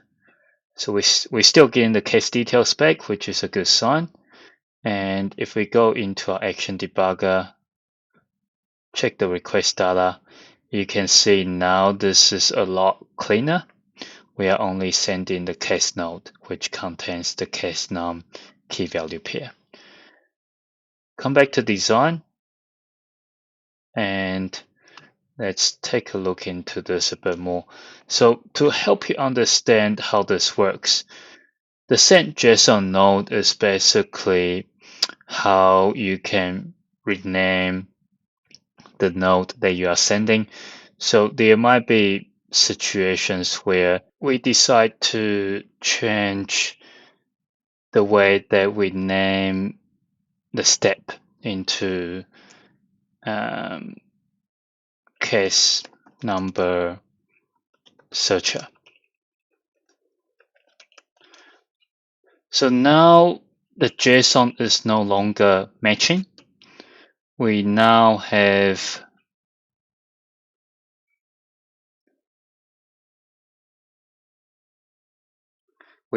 the case number searcher, and inside this we have case num, the key value pair.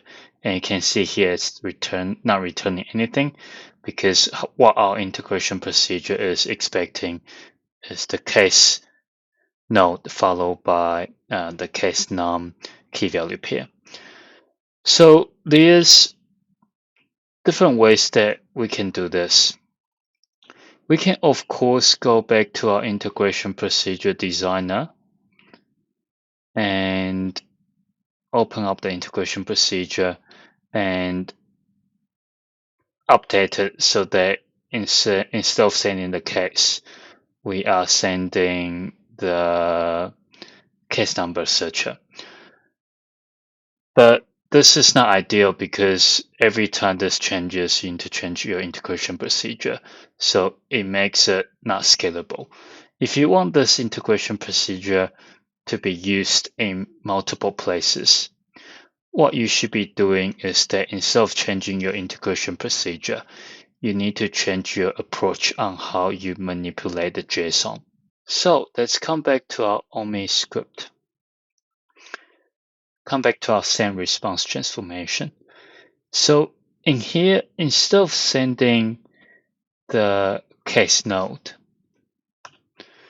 we need to send in the case number searcher node.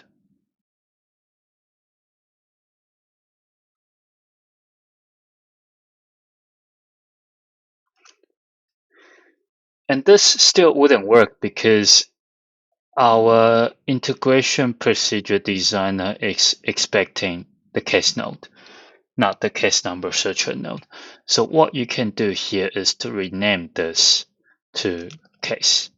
And this is what this send JSON node does, is to rename whatever you are sending in your send JSON path and rename the node name from this to that. So if we have a look into preview now,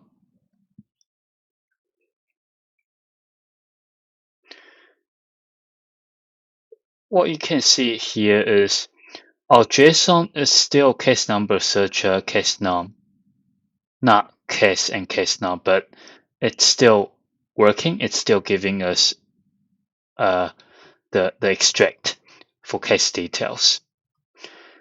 And how that works is, let's take a look into Action Debugger.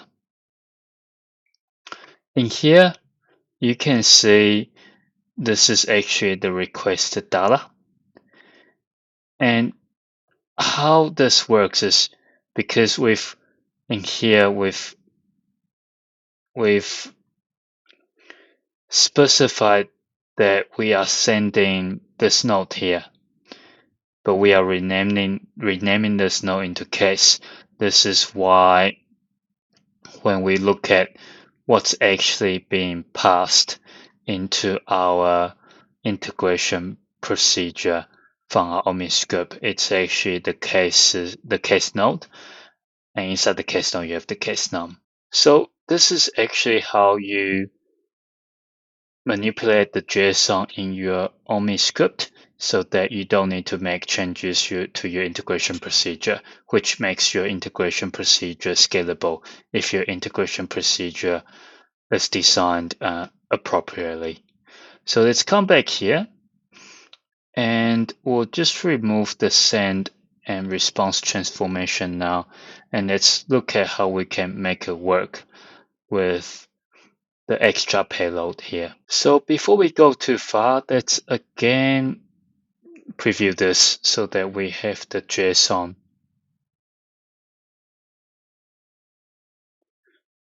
So this is what the current JSON is looking like.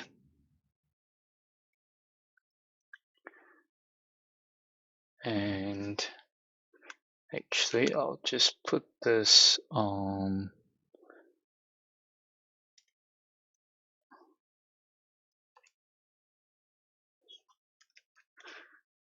So this is what the current JSON is looking like.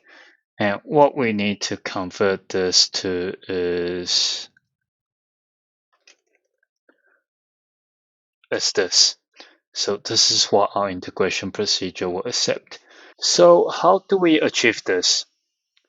We basically need to swap out this with the case node. So to do that, let's come back to our integration procedure designer. The OmniStudio builder.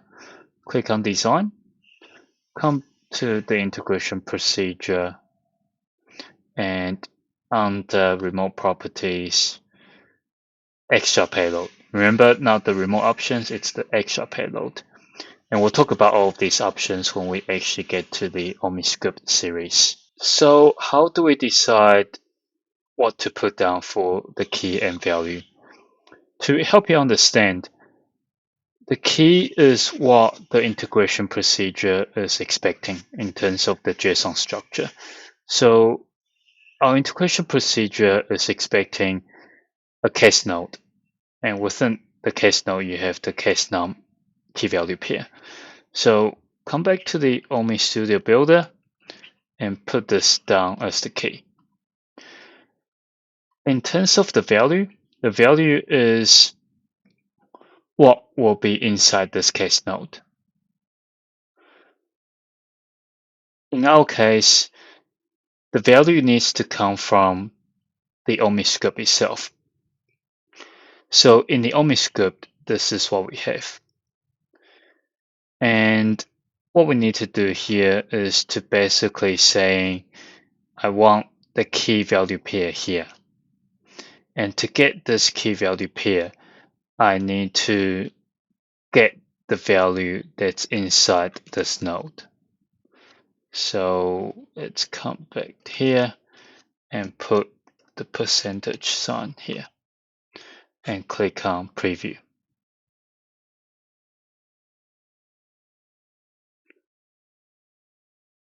And click on next. And now we can see the case details available over here. Let's look at the action debugger here and just check out what's being sent. So you can still see a bunch of things being sent, and the reason for that is because we forgot to check the send only extra payload option. So with this being checked, let's preview again and enter the number, click on next, go back to the action debugger again and check the request data. And you can see it's much more cleaner. And what you can see over here is that we are passing in the case node followed by the case num attribute. And we achieve this by doing some JSON manipulation here in the remote properties under the extra payload, sending case as the key and the value as the case number searcher. So before we move on, I just want to take extra time to help you understand what this value in the extra payload really means. So if we come back to here, what do you think is the value for the case number searcher node? It's actually what's inside. It's actually everything after the semicolon. So in this case, this is actually the value here. So what we are doing here in the builder is basically saying, hey, I want the key as case. And for the value, I want you to take it from this JSON node, which is all of this.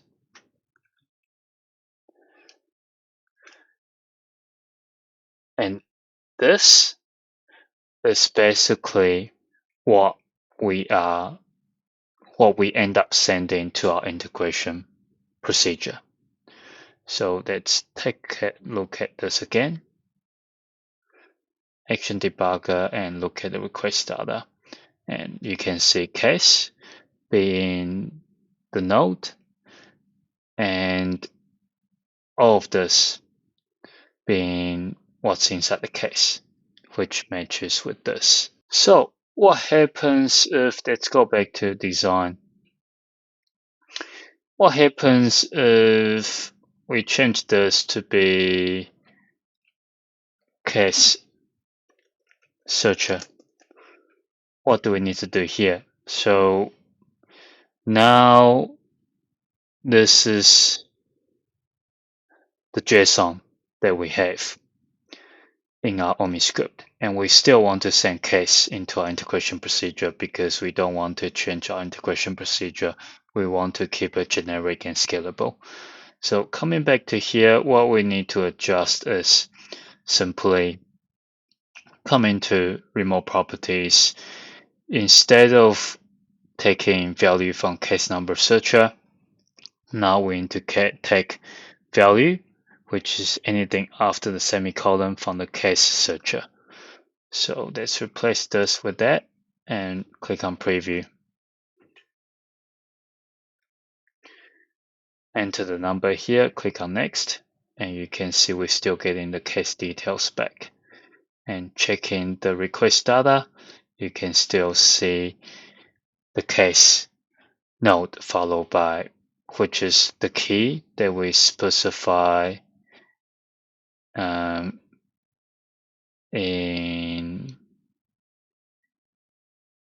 which is the key that we specify in here, followed by the value, and the value comes from this part. All right, so now that the integration procedure is working and it's extracting the case details, we need to now create the second part of the OmniScript, which displays the response back from the integration procedure. All right, let's come back to our OmniScript and add a new step to display the case details back to the user. So let's go back to the integration procedure just to have a look at what outputs that we are getting. Go to the response. So the top node is case details, and these are the key value attributes that we will be displaying back to the user. So we'll name the step case details.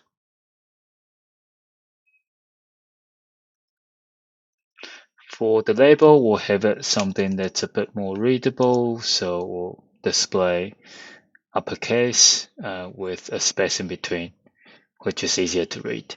Next step is that we'll need to start dragging in these inputs depending on the type.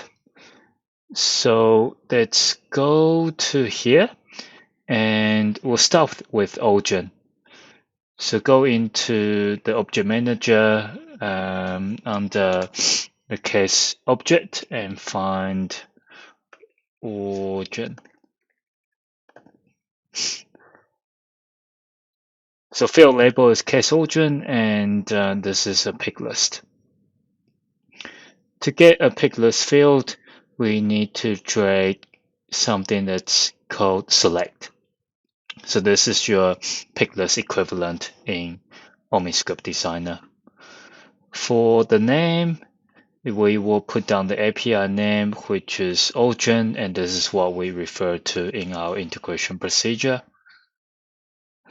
For the field label, we'll put down case origin. Now, I know we haven't gone through OmniScript in detail at the moment, so just follow along and I'll try to explain some of the key configurations that we'll need to do just for this exercise.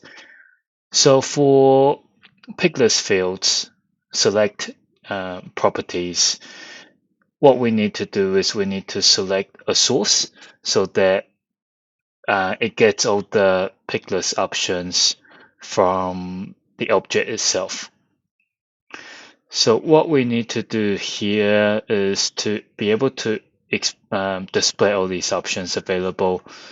We will need to select object as the option source.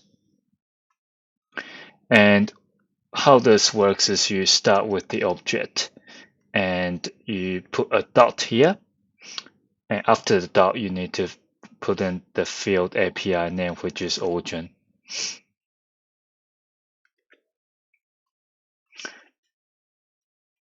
Now, without getting too far, let's start doing our preview.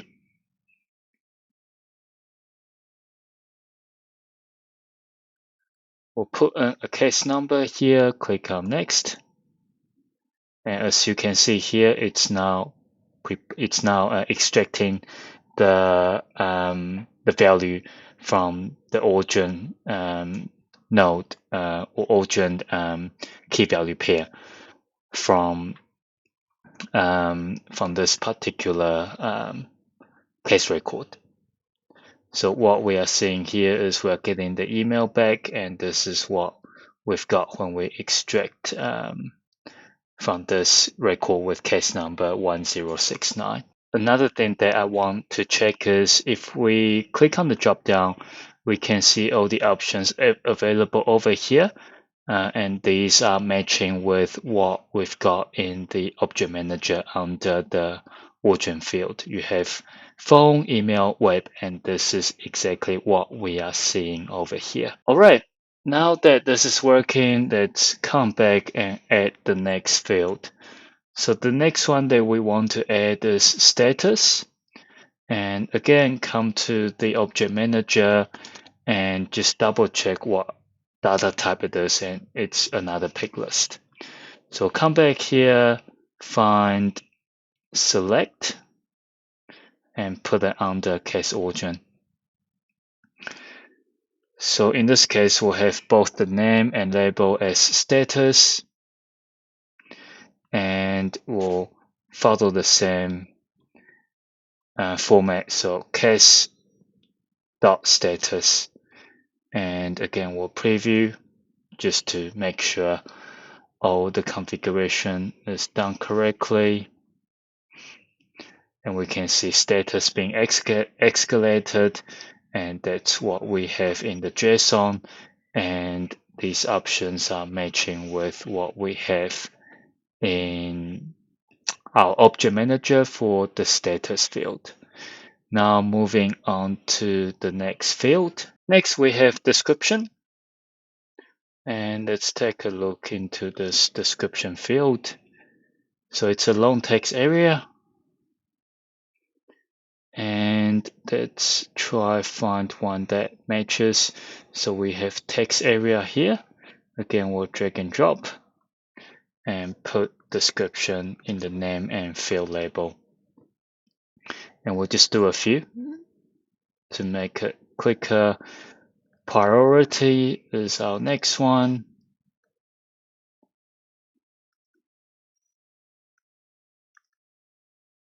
And it's a pick list field, so we need to drag in the select element and use priority for both name and label. Case number, we don't need to put this in because we already have this on our first page, which is what we use to search the record. ID, we won't put this in for now. I'll cover this a bit more in part 2 of the series where we talked about how we can update the case record. And we'll actually be using ID as the upsert key, but we'll cover that a bit more in our next video. So in this video, we'll just focus on extracting data from integration procedure and passing that to the OmniScript. Next, we have subject. So subject is just a text. And again, we'll find the text element here and put it on here. Now let's go and preview to see if we are extracting all the data and having all of that displayed correctly on here. So we've got everything going but priority. So let's take a look at the reason why. Click on priority, and the reason is because we haven't set the source. So again, we need to go to SObject, case.priority, and hit preview again. And hopefully this time we will get everything on here. And I always like to double check by actually going into the case record itself, just to make sure we are seeing all the fields that are matching with the record. So we've got status is escalated, description test 1, 2, 3, priority is high, and subject is test 2, 3. So all of that seems to be matching, so that's a good indication that our OmniScript step has been set up properly. All right, you might wonder what happens if, let's say, we change the API name of the step to be case record details. What happens here without us doing anything extra? If we go preview, what we expect to happen is it should not be able to actually display anything, and that is because the JSON that's coming back from the integration procedure, which is passed to the OmniScript, this is not matching this. And the way that we know that is if we just put something in here, we can see a new JSON node called case record details showing up with all the values that we put in over here. So how do we resolve this? Let's come back to the designer. So there's two ways. First is, of course, you can go back to the integration procedure and fix the output. Instead of calling it case details, we can call it case record details. But again, this is not ideal because ideally we don't want to be changing our integration procedure because we want to make it scalable. So instead of changing our integration procedure, what we can do is to actually manipulate the JSON that we are sending from the integration procedure back to the OmniScript by going into the send response transformations. So again, let's actually go back to preview and let's go into JSON length. And in here, let's just display what we have here. So this is coming from the integration procedure at the moment. Just put it here. And this is, just come back to here. And this case record details is what we want to aim for. This is what we have currently in the OmniScript. So what do we actually need to do to manipulate the JSON so that we go from this into this? The way to do this is to essentially trim this node, so getting rid of it, and replace it with this. So how do we do this? Let's come back to our OmniScript builder. Click on integration procedure action. This is where we can utilize the response JSON path and response JSON node. Response JSON path allows you to trim the node. So what we want to do is, as mentioned earlier, I'll just keep this down here so we know what the initial structure looks like. So what we want to do is we want to trim this node. So let's put case details here. And what this will do is it's actually going to remove the case details node, and we are only left with all the key and value pairs inside that node. Next, we need to basically reassign this node with a new node, because at the moment there is no node and we need the case record details node to wrap around these key value pairs. So how do you do that? You simply, I'll just put it here. You simply put it here in the response JSON node. So the easiest way to think about this is that the response JSON path picks which part of the response you want. So in this case, we want this part of the response, which is inside the case details node. And the response JSON node gives it a new name in your output JSON. And because we've specified case record details, it's going to basically do this. So in summary, I'll just put this back. I just want to make this super clear. The response JSON path tells the system which part of the response to extract. So in this case, because we put in case details, it's going to extract all of this. So we'll end up getting this. And the response JSON node basically renames or reparents the extracted part under a new node name.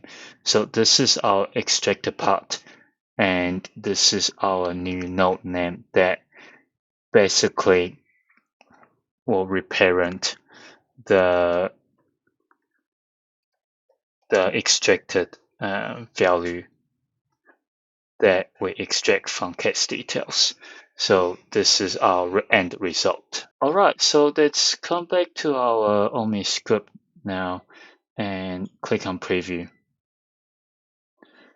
So what we expect to see is that once we put in a number here, it's able to do the extraction.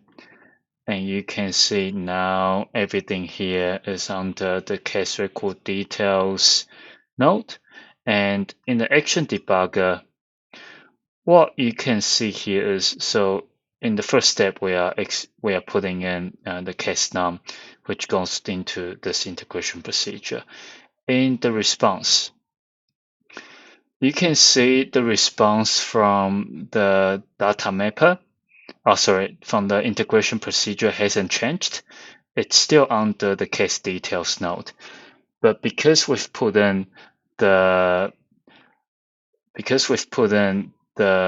response JSON path and response JSON node, it's changing the response from the integration procedure, and it's reparenting and making JSON manipulation so that it fits with the new node name. Sorry, it fits with the new step name. And this is actually very powerful. You can now design integration procedures or data mappers in a way that is scalable, meaning that you can embed integration procedures or data mappers in multiple OmniScripts without having to worry about the JSON structure which the data is being passed into the integration procedure, or the JSON structure that's required for the integration procedure to pass data back to the OmniScript. So for example, if today we decide to change the name for this step from case record details to case rec details, the only thing that I'll need to do is to come back to the integration procedure action and go into send and response transformations and update the response node from case record details to case rec details. And similarly, if today the case number searcher, the API name is changed from case searcher to case num searcher, it's an easy change as well. We simply just come back to the integration procedure under remote properties, update the extra payload from case searcher to case num searcher. And if we go to preview again, you will be able to see that everything is still working as expected. And this essentially allows you to design a lot of reusable integration procedures or data mappers if you know how to make use of the send response transformation and the remote properties. All right, let's come back to the whiteboard to summarize what we have managed to achieve today.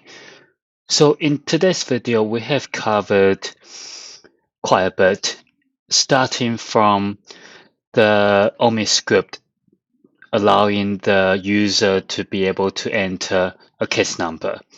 This case number then gets passed into the integration procedure, which contains a datamapper extract that extracts the case data based on the case number provided. The case record details is then passed from the integration procedure to the OmniScript, where we have designed another step that contains all the fields that we have extracted from this record and display that back to the user. We've also talked about how we can design scalable integration procedures and data mappers that are scalable and efficient by trimming the JSON data when going between the OmniStudio components and also making good use of the send and response transformation, additional inputs, and additional outputs to be able to manipulate the JSON so that when JSON structures change on the OmniScript, we don't have to modify our integration procedure or data mapper. In part 2 of this mini-series, we will go over how we can pass the OmniScript data into the integration procedure that contains a data mapper load. This integration procedure will upsert the case record into the Salesforce database, and we'll go over the scalability and also ensuring that we are trimming the JSON when passing between OmniScript and integration procedure to ensure our design is efficient and scalable. So stay tuned for part 2, and thanks for watching. We'll see you next time.